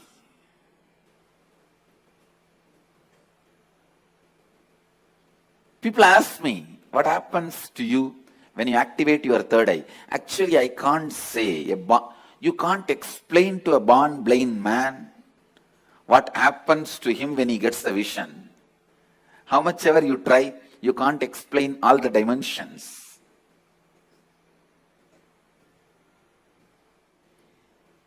Actually, when you activate the third eye, only then the real vision about the life happens to you. You start seeing the reality. You start seeing the truth as it is. seeing only with two eyes and living, making decisions, seeing through the third eye, living and making decisions, these two lifestyles can never be compared. I can't even say with the awakening of the third eye, you will get a lot of intuition, power or other spiritual powers. No.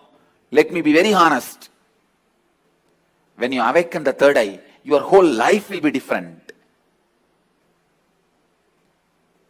What ordinary people call as intuition will be your lifestyle.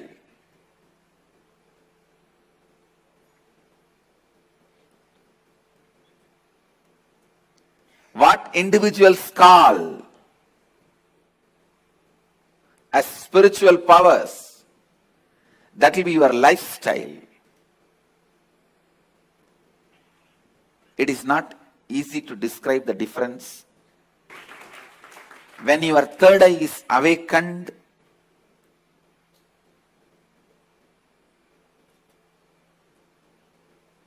not just your intuition will be awakened. Just understand this one example. A person who is standing in a road and seeing both sides. How much he can see? He may be able to see 100 meters this side, 100 meters this side. But if a person is standing on the 10th floor and seeing the same road, he can see 1 kilometer this side, 1 kilometer that side. So a person who is standing on the 10th floor, if he says a lorry is coming or a Benz car is coming, the person who is standing on the ground, he will think, no, it is not there. How can he say it is coming? Few minutes, it will come. So the person who is standing on the ground will think the person who is standing on the 10th floor is having intuition. It is not intuition, it is in tune with the reality.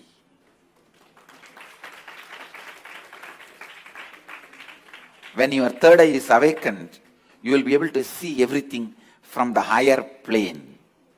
So you will be in tune with the reality. People ask me, can it help me in my material growth? I tell you, it will help you in everything. In your health, you will be able to see through your body. I have seen so many siddhas. They will just scan their body with a closed eye. They know where the problem is and heal it. These powers of awakening third eye will help you to achieve health, and not only you will be able to diagnose, you will be able to just command your body to get back to health, because the third eye is the seat of willpower. When Kundalini is activated there, when third eye is activated there, to tell you honestly, the moment third eye is activated, Kundalini is activated, alive in your third eye, you can get anything you will. That is why it is called Anya Chakra. Your will be honored by the cosmos. Your will be honored by the cosmos. When I utter through words, it looks too good to be true. But life itself is too good to be true.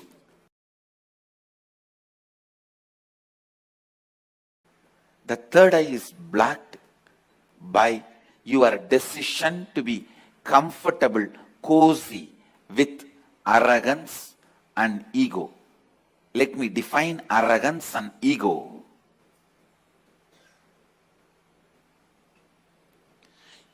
Your decision to carry on with your life with the small informations and your false identity built with the small information given to you about you is arrogance and ego. Your decision to carry on with your life having you, which is built with very less information about you. It is like when you are young, the informations you receive about you and others, which are not completely complete. If you received the information, you are insecure, you need to be protecting yourself, you are powerless, you are weak, you are ignorant, and building your identity based on those informations and continue to live with it. Building your identity based on less wrong, misguided informations is ego. Continuing to carry on with the same ego is arrogance. These two blocks your third eye. Spending little time and recognizing you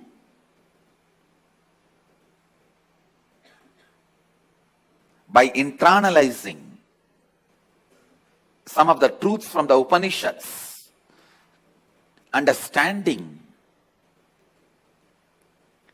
what is you, and after understanding you in a real sense, living with that understanding makes this third eye open.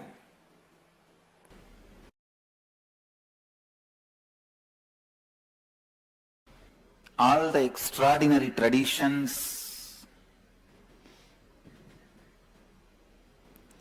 mystical traditions, spiritual traditions continuously work on awakening the third eye.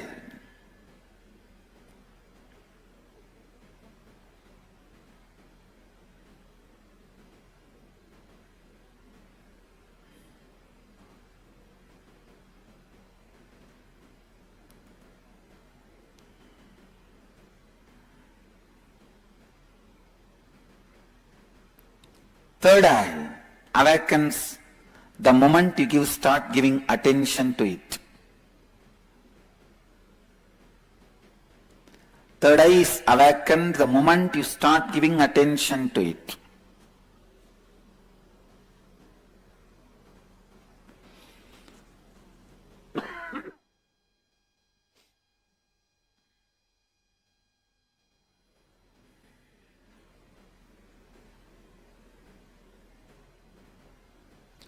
It is one of the important energy centers in your body.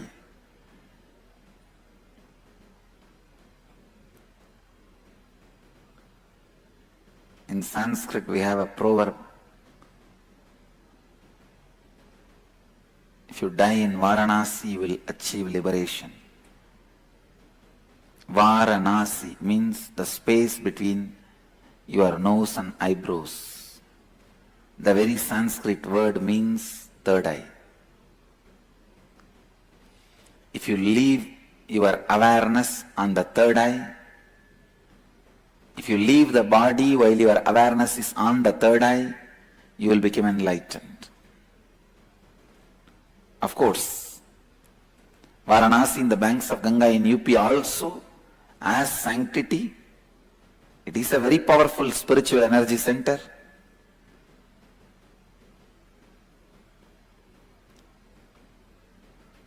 But your third eye, if it is awakened, even while you are alive, you will have so much benefits.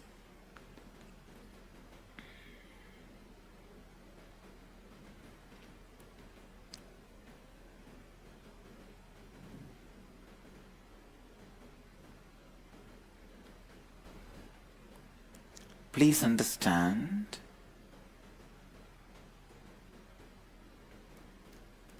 third eye can be awakened by so many ways. One, right thinking. What is right thinking?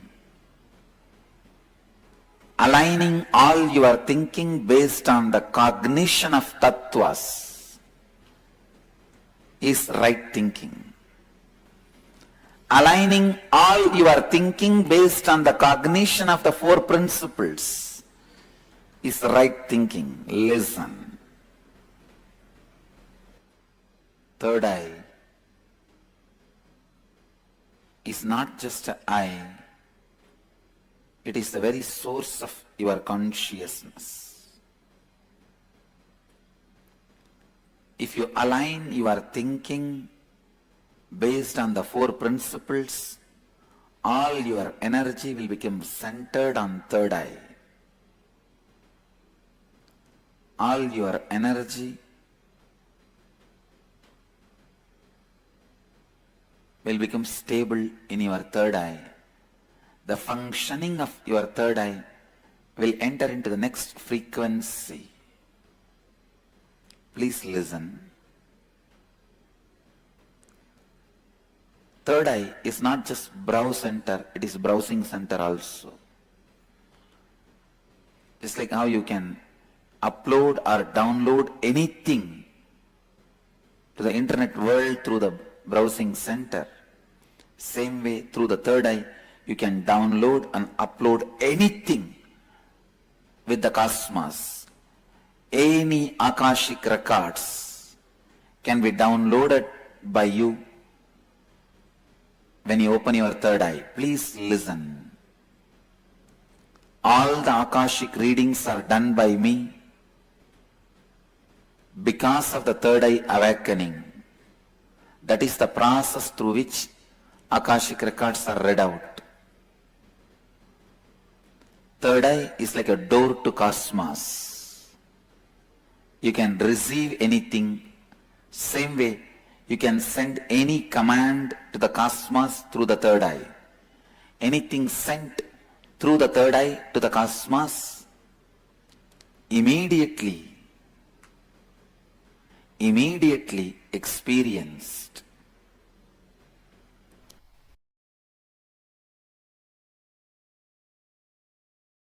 There's a beautiful verse in Guru Gita. Ajnana timirandasya jnananjana shalakaya chakshurun militam yena tasmai sri gurave namaha. The translation is, I bow down to the Guru who applied the knowledge eyeliner and opened my eyes which was blinded by ignorance.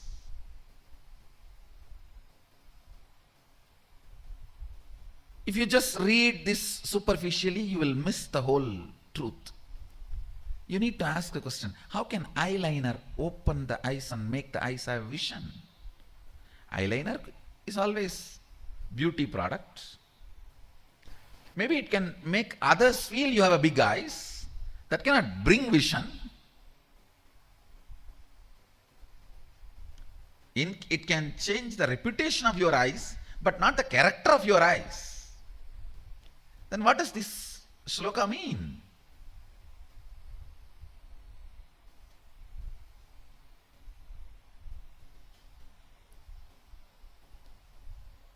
If you further read the Agamas, at one place, Sadashiva describes detailed way. Jnananjana is an actual eyeliner prepared by an enlightened master by instilling his bioenergy into it. If it is applied on all your third eyes, three eyes, you also need to understand here. When Sadashiva says, Chakshurun militam yena, he uses the word plural, not dual. So it does not mean two eyes. Sanskrit as singular, dual, plural. So he is using the word plural, not dual. He is not talking about just two eyes. He is talking about three eyes or more than two. Chakshurun militam yena ajnana timirandasya jnananjana shalakaya chakshurun militam yena. It is actually a alchemy science where with a pure ghee, pure cotton wig is used and the lamp is lit, energized through the awakened third eye of an incarnation or an enlightened being. His very bioenergy is instilled in that fire, and the smoke which comes out of that fire is captured on a silver vessel, and the pure cow ghee, desi cow ghee, is added to that through the proper process. An alchemy product called Jnananjana is prepared. That Jnananjana applied on 3 eyes detoxifies all the 3 eyes and raises your frequency, makes you understand the 5 aspects of Ishvara and 11 dimensions of universe and 25 states of consciousness, the whole Maya matrix. It is an alchemy science to master Maya matrix.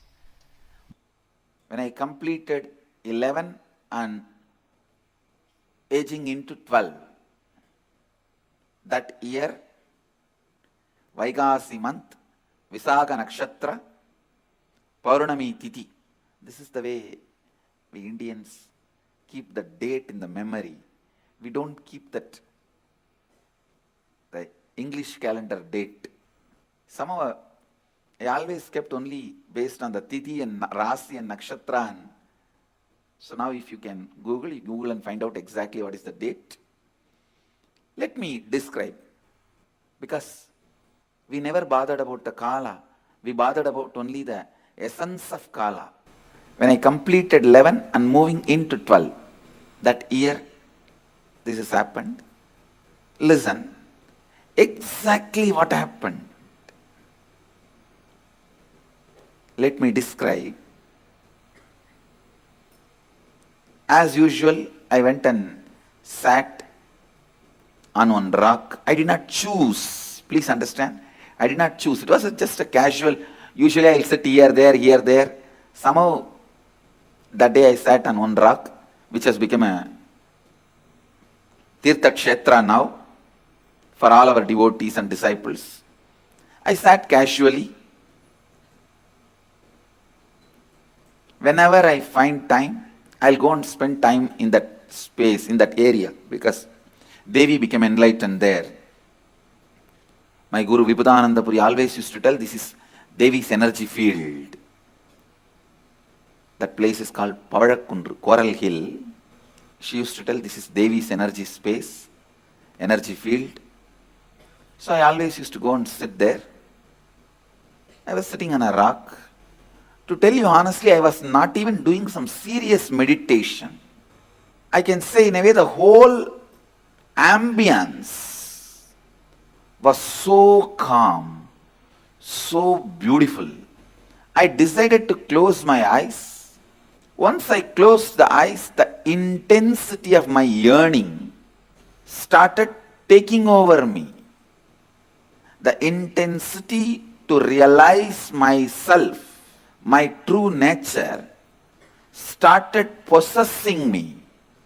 It has taken possession over me. The Kathopanishad declares Shraddha Vivecha. Shraddha just took over Nachiketa. All of you know how fear takes over you, greed takes over you. When a fear takes over you, when you have the panic attack, you just do things. You always feel guilty, shy. Later on about it, you repent for it. You don't know why you did it. Same way, when lust takes over you, when greed takes over you, you do things which you can never logically justify even to yourself.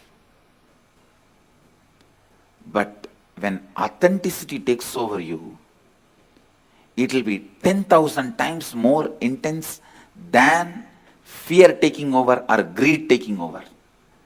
it will be 10,000 times more intense, powerful. When fear takes over you, it's called panic attack. When greed takes over you, it's called restlessness. When authenticity takes over you, it is called satori. My sincere seeking that overpowered me, that's the right word I should use. I just felt, what is it I am seeking?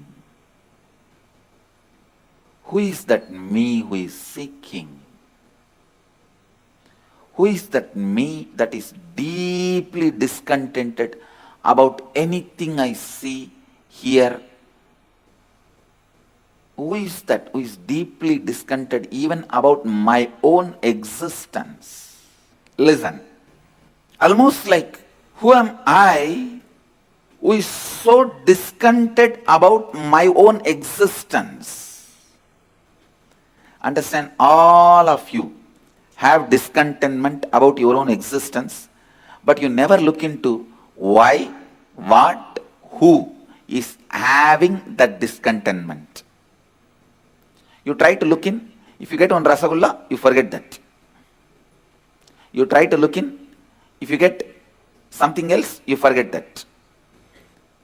Very easily that question, why, what, who is so discontented?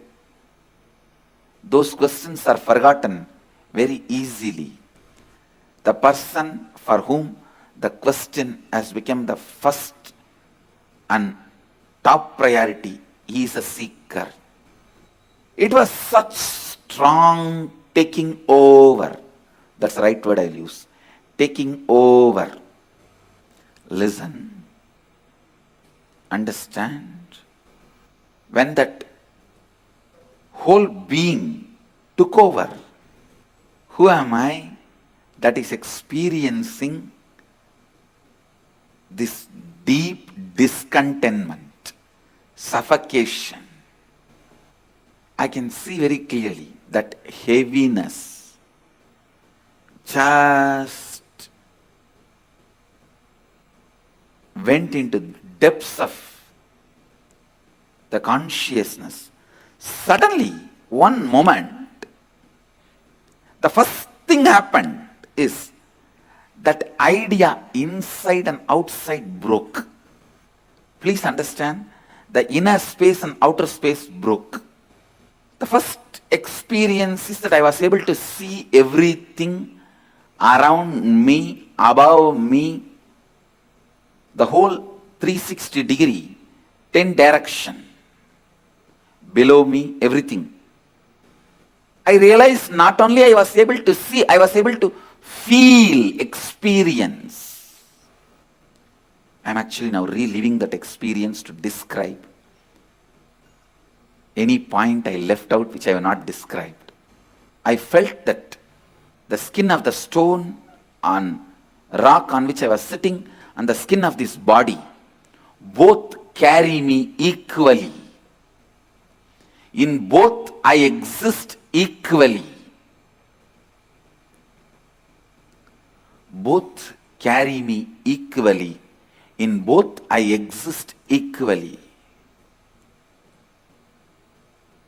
The air, the breeze, the setting sun, rising moon,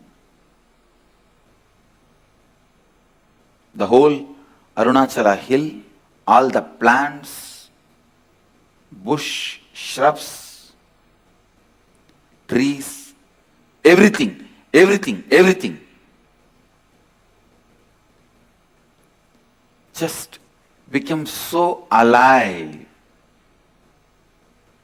The idea, something is inside and something is outside, is completely lost. First, I was able to see all the 10 direction 360 degree. The next moment itself, I realized not only I am able to see, I am able to experience all of that as me. I did not feel vulnerable. I felt powerful. I did not feel vulnerable. I felt powerful. So powerful. I just know I am that oneness is the existence. There is no inner. There is no outer. There is no moving. There is no unmoving. The smallest movements of these plants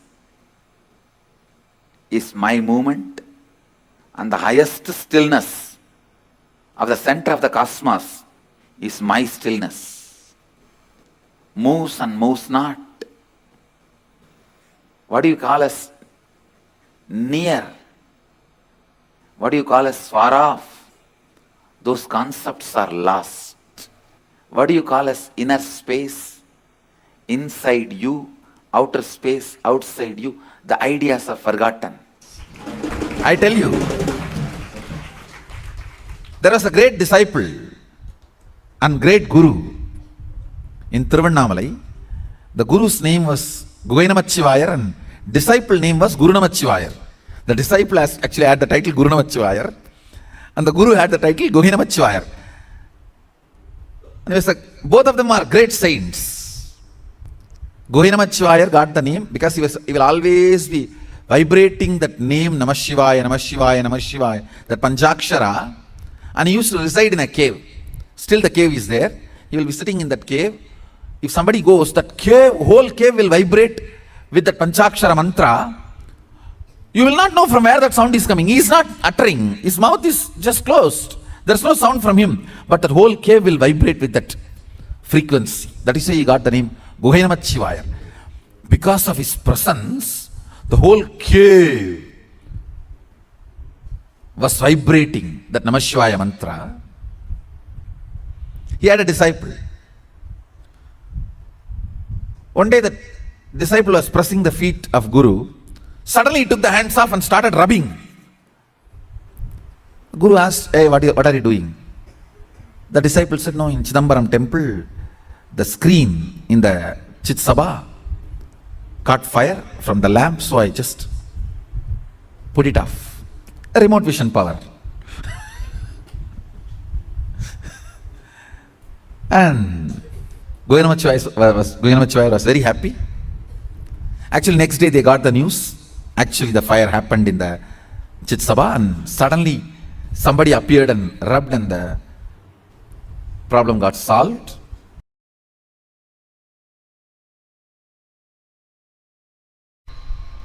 There is an intra-organ called third eye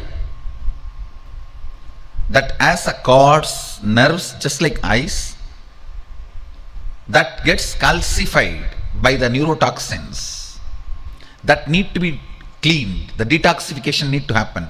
For that, this is the best way. Apply on your forehead, rub it nicely with the turmeric paste. Make sure it is organic. Sometimes they mix brick powder into turmeric powder. So be very clear. It is organic, unadulterated. Just nicely rub on your forehead and apply kumkum. Lie down. Bring your awareness there and visualize through your attention you are rubbing the third eye and cleaning it. You can literally visualize your third eye intra-organ. Through your attention you are nicely rubbing and polishing. If you are in your 20s, hardly 10 days. If you are in your 40s, maximum 20 days. If you are in your 80s, maximum 1 month. Surely it will not take more than a month. Just rub the third eye with the turmeric powder or turmeric paste. The best way is picking up the original turmeric. It will be like this size.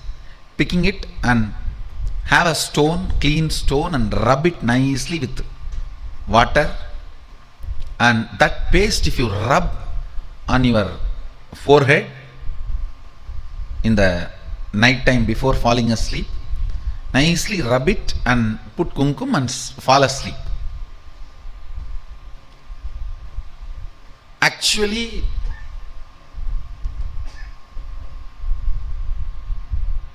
when you put your attention on the third eye, for quite a long time you will not fall asleep. I am telling you, you put your attention, when you sleep it's okay. Till you fall asleep, go on, be having your attention there with that one intention to open the third eye. To open the third eye, you can see this is the way the turmeric is available, raw turmeric. It will be good if you get the raw turmeric and do it on your own, then believing some products in the market and getting the brick powder and rubbing. If you get brick powder mixed, apply, rub, it will become wall. So after that, don't. I am not responsible for that.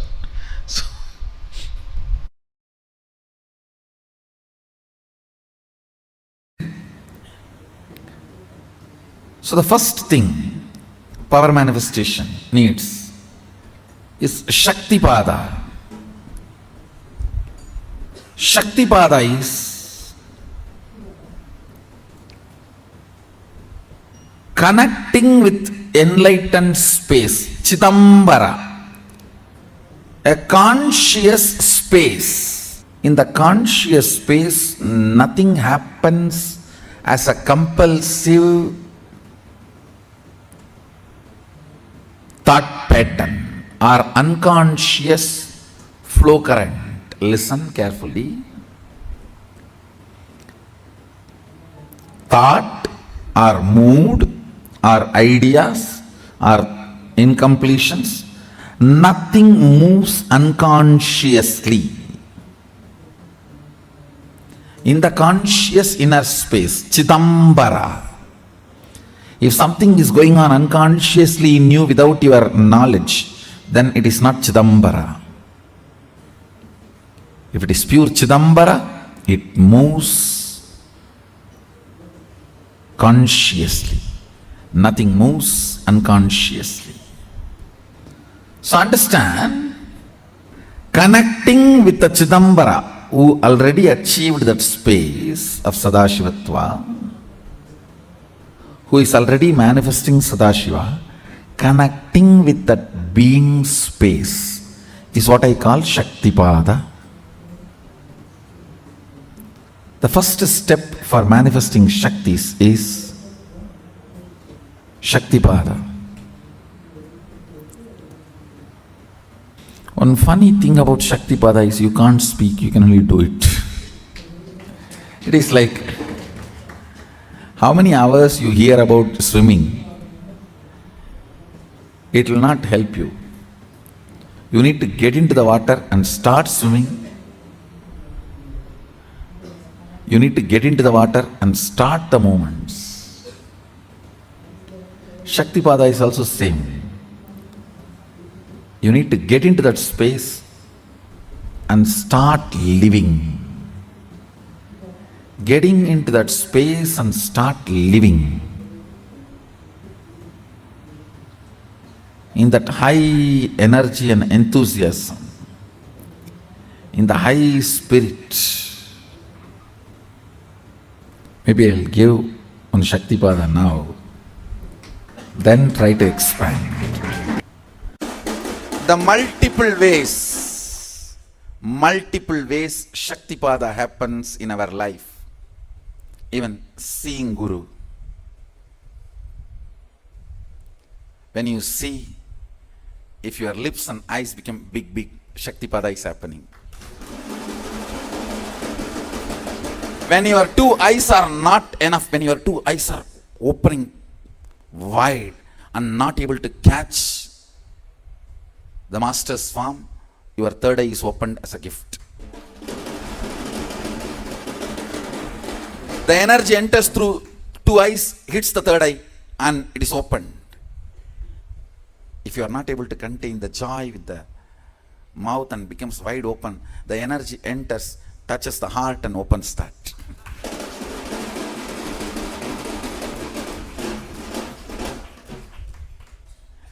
Energy goes through the eyes, opens the third eye.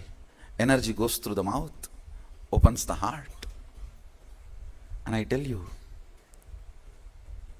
automatically your breathing pattern will change, because your breathing pattern is the remote control for your neurological functions. Your whole neurological functioning is controlled by your breathing pattern. Your breathing pattern is your remote control for your neurological activities. The moment you see the master, see the guru, in his presence, you will see the breathing pattern automatically changes, because he is operating the remote.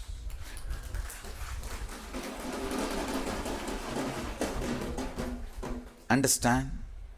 Whenever your eyes open wide, breathing pattern changes, mouth opens wide, ears start deeply listening, you are having Shaktipada.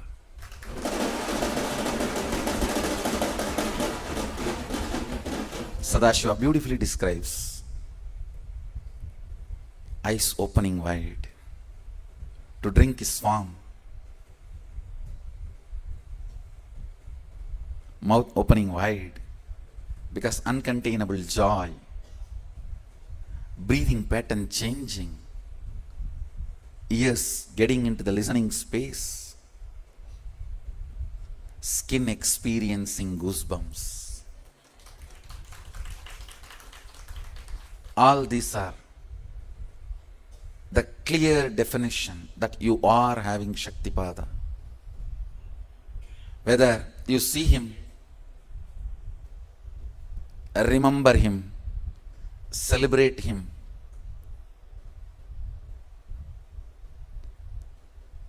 dance with him, eat with him, live around him, or in the modern days, getting a like from him.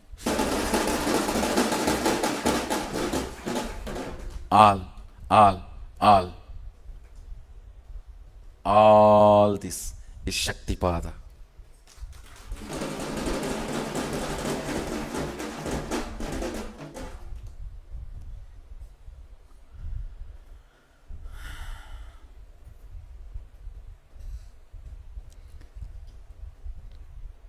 Celebrate Shaktipada. Most practical, easiest, best Shaktipada. People ask me, how to get the best Shaktipada from you, Swamiji? I tell you, live or alive, morning satsang is the best Shaktipada.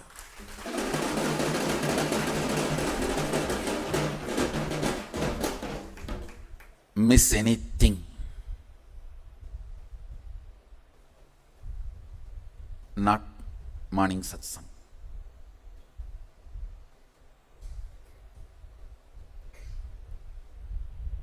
If you don't have time, miss breakfast, nothing wrong, good for health. But not morning satsang. Miss anything, not morning satsang.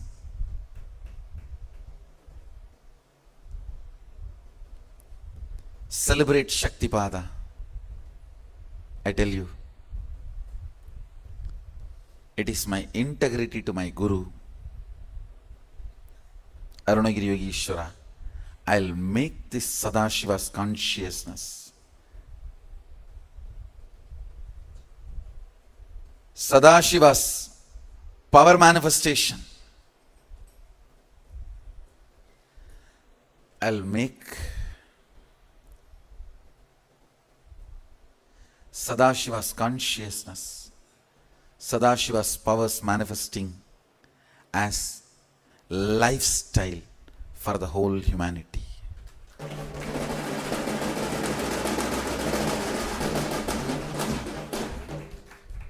understand. I am here for that purpose. Surely I'll do that to all of you.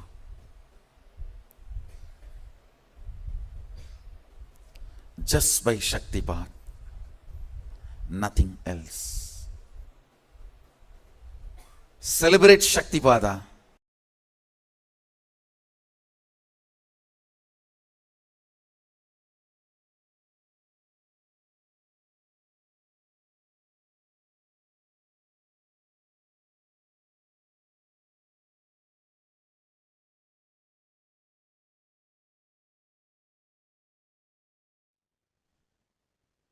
Celebrating the Shakti Pada. This is what power manifestation stands for. Literally, you are celebrating your existence as Paramashiva. You are experiencing the highest frequency of your existence. This is something very unique to Hinduism. Absolutely. And whatever you are experiencing today, see, today all of us are going to be blessed with the grace, blessings, the darshan of Swamiji. Are all the participants able to see us and hear us clearly? Kailasa, Toronto, Nityanandam, Julie Fila, Ma Ling Hong Jun, Ma Sumati, Ma Jayalakshmi. Okay, Marana, thank you for the answer. Okay. And all the others. Can I request all of you to let us know?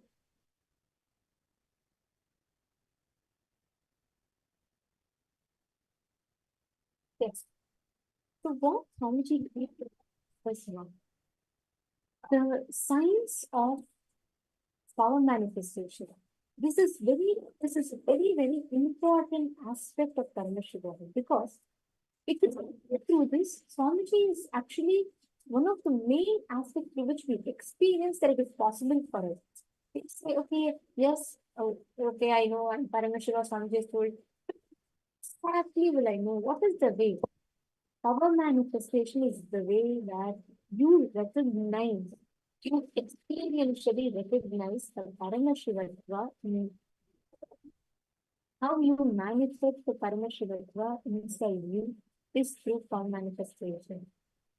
The entanglement, the space of the connection, way how you manifest these powers blossom inside of you. Nityanandam, Nityanandam, and I see James and Bayer, Kareem Shabazz. Nityanandam, which place are you joining us from? Daniel Kuritaya, Nityanandam. Sandeepaya, welcome back. Nice to have you back. Vishwanathanaya, welcome back. Nityanandam. And Vidyarupanaya, Nityanandam. Sandeep Pandogaya, welcome back. Nityanandam here. Okay. So to all the participants, listen very carefully. This entire season, it is very important for in this season, you are going to be learning, understanding what the possibilities that you carry on. When we talk about the science of power manifestation, how does this power manifestation happen in you?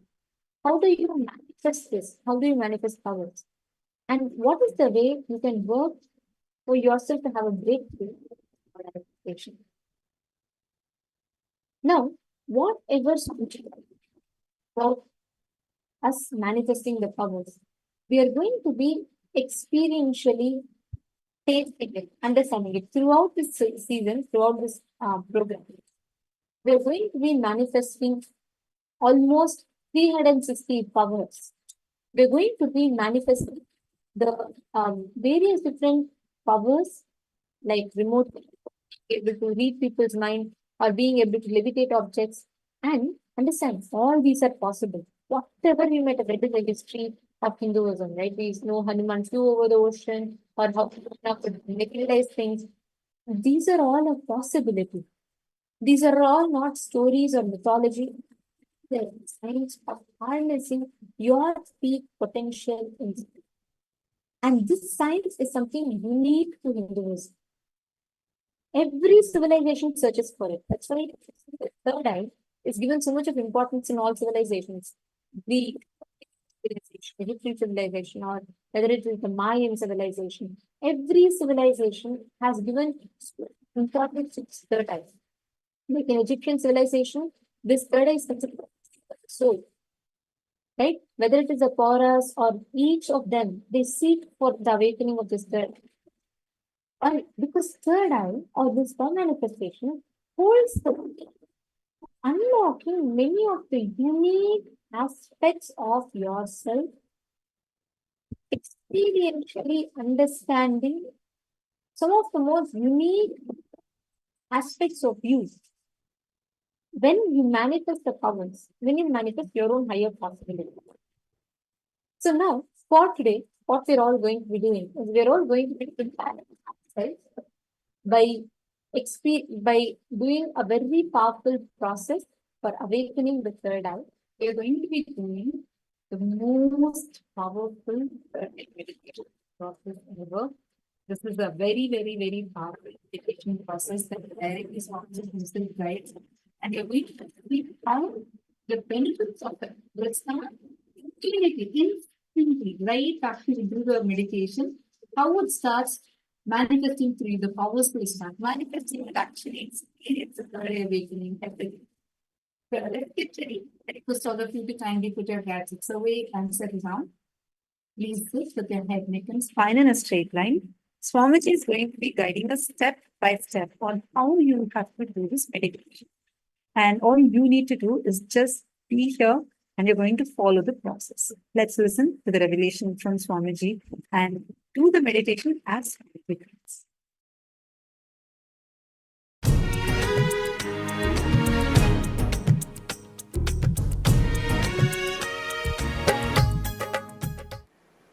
I welcome all of you with my love and respects. Third eye. The techniques I have designed are most safe. To tell you honestly, I have not even designed this technique. I took it from Shaivagamas, Mahadeva's teachings to Devi. I took it from that and organized it. Only the permutation combination is my contribution. Otherwise, the original technique is from Shaivagamas. I have taken this techniques, organized it. It is time-tested, foolproof. No wrong, bad, ill side effects. The only side effect is bliss, knowledge, and enlightenment. I'll initiate all of you into that process. Listen to the technique properly. Now, this technique is a two-part. First part, with your open eyes, start visualizing the center of your forehead, means where I have the kumkum, the red dot. Center of that spot in you, means your third eye is open. Your third eye is open. You are looking through the third eye. First few minutes it will be a little difficult, but you will catch it within 4 or 5 minutes. Let your eyes be open, but look through your third eye. See, visualize, feel you are looking through your third eye. Second step, close your eyes. Visualize the intense golden light is entering into your being and functioning on your third eye, actively getting centered on your third eye. Please understand. The first step is visualizing. You are looking through your third eye, and now my third eye photograph will be projected. Look into my third eye. Look through your third eye to my third eye. First step. Second step, close your eyes and visualize intense light. Golden light is entering into your body from above, the sky, entering into your head and getting centered, functioning, active on your third eye. I'll guide you. step by step. Now, please keep your eyes open and gaze at my third eye. Visualize you are looking through your third eye.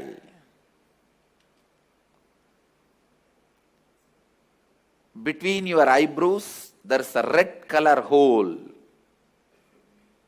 Visualize you have a red color hole between your eyebrows and intensely look at my third eye.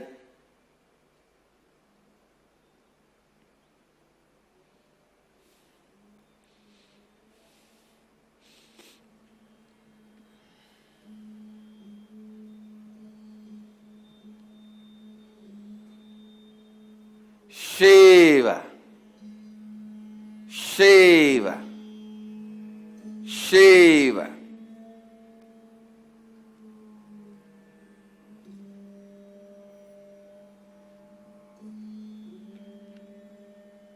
Shiva. Your eyes can be open, but visualize you are looking through the third eye.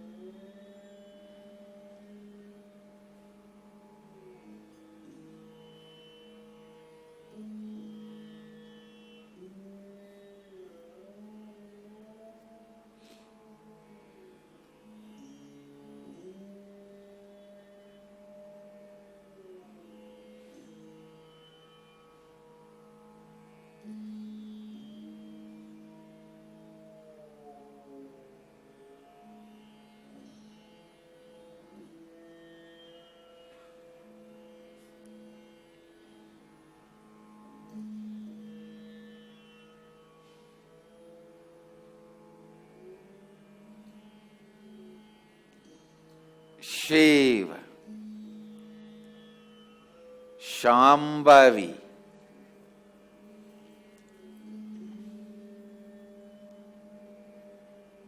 Om, Hreem,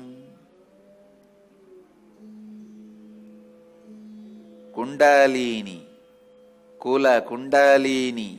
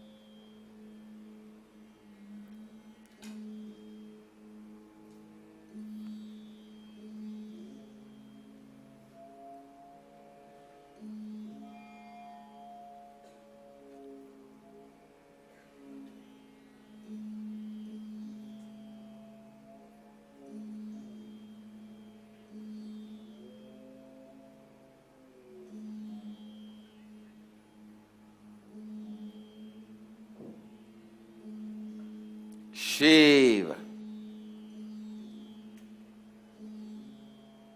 Now, close your eyes. Visualize the heavy white light, golden light is landing on your head from the cosmos and getting activated and centered on your third eye. Close your eyes and visualize the energy entering through your head and getting activated and centered on your third eye. Shiva, Kundalini, Kula Kundalini, Shambhavi, Shankari, Shiva, Shiva, Shiva, Banashankari,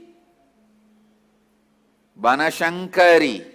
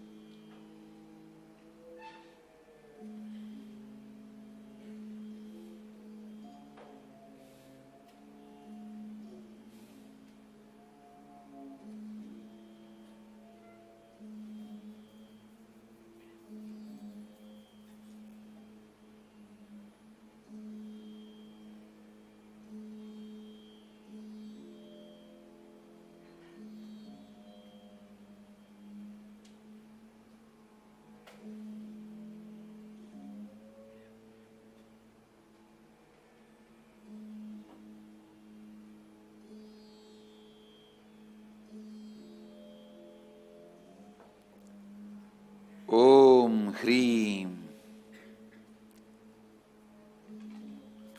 Sa Ka Ha La Hreem Ha Sa Ka La Hreem Ka Ye Yi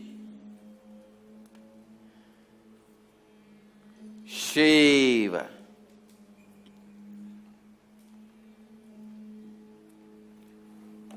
Shiva.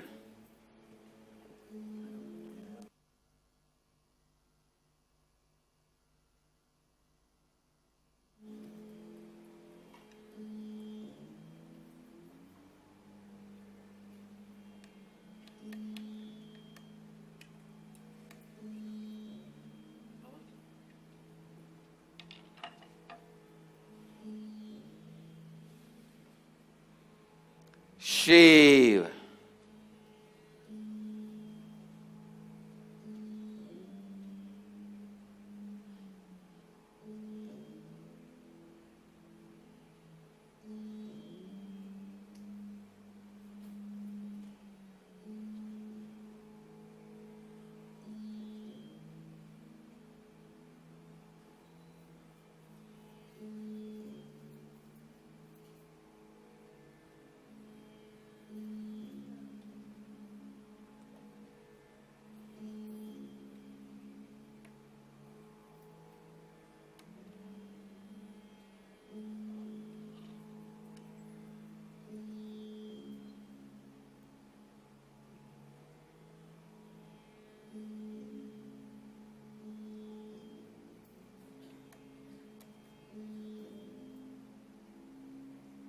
Shiva.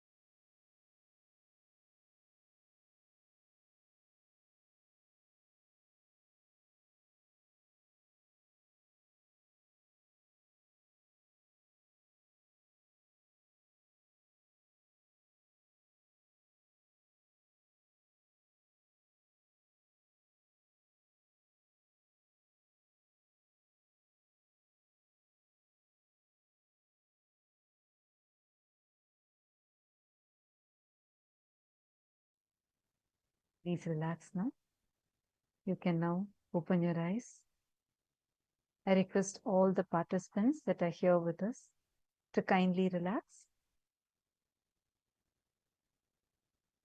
Now, all of us are going to see how whatever you did as a meditation process, actually through this itself, Swamiji has given the initiation where you are going to be able to manifest the power of third eye. Let us all enter now into a round of power manifestation. Can I request all the participants here to please share how has your experience been in this power manifestation?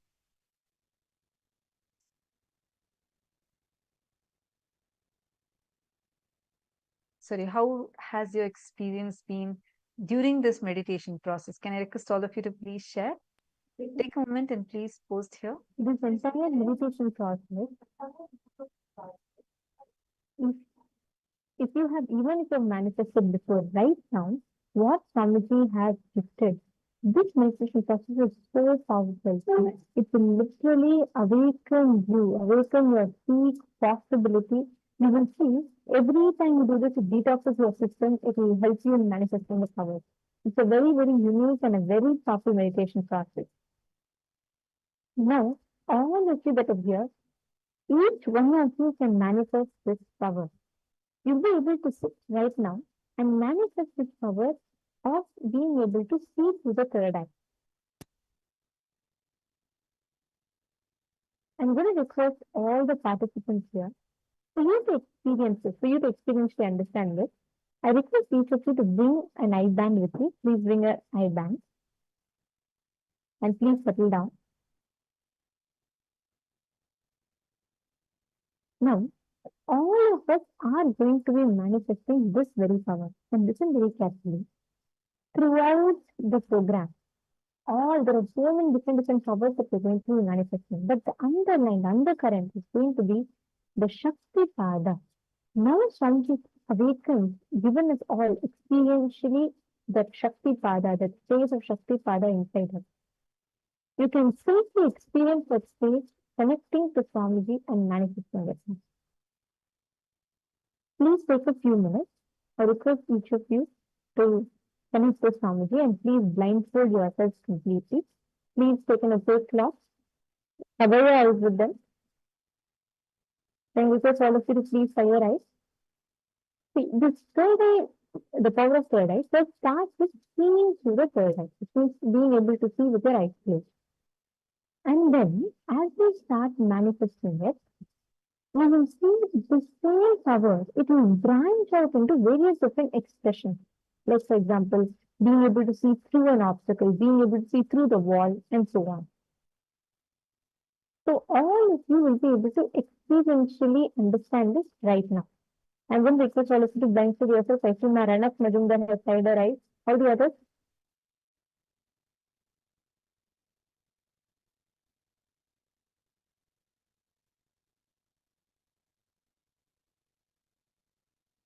Maitreya, Pavanaya, Kareem Shabazz. Can I request you to come on camera? Jeremy, you should tie your eyes fully. And it's nice to see you doing the detox recipes. Yes, actually really help a lot. When you detox yourself, when you do all the detox methods that Sanjay given, you will see it will boost the level of how you manifest powers a lot more. Okay. So now I'm going to be projecting an image. Vishwanathan, you should blindfold yourself. Not just closing eyes. Please put a night band.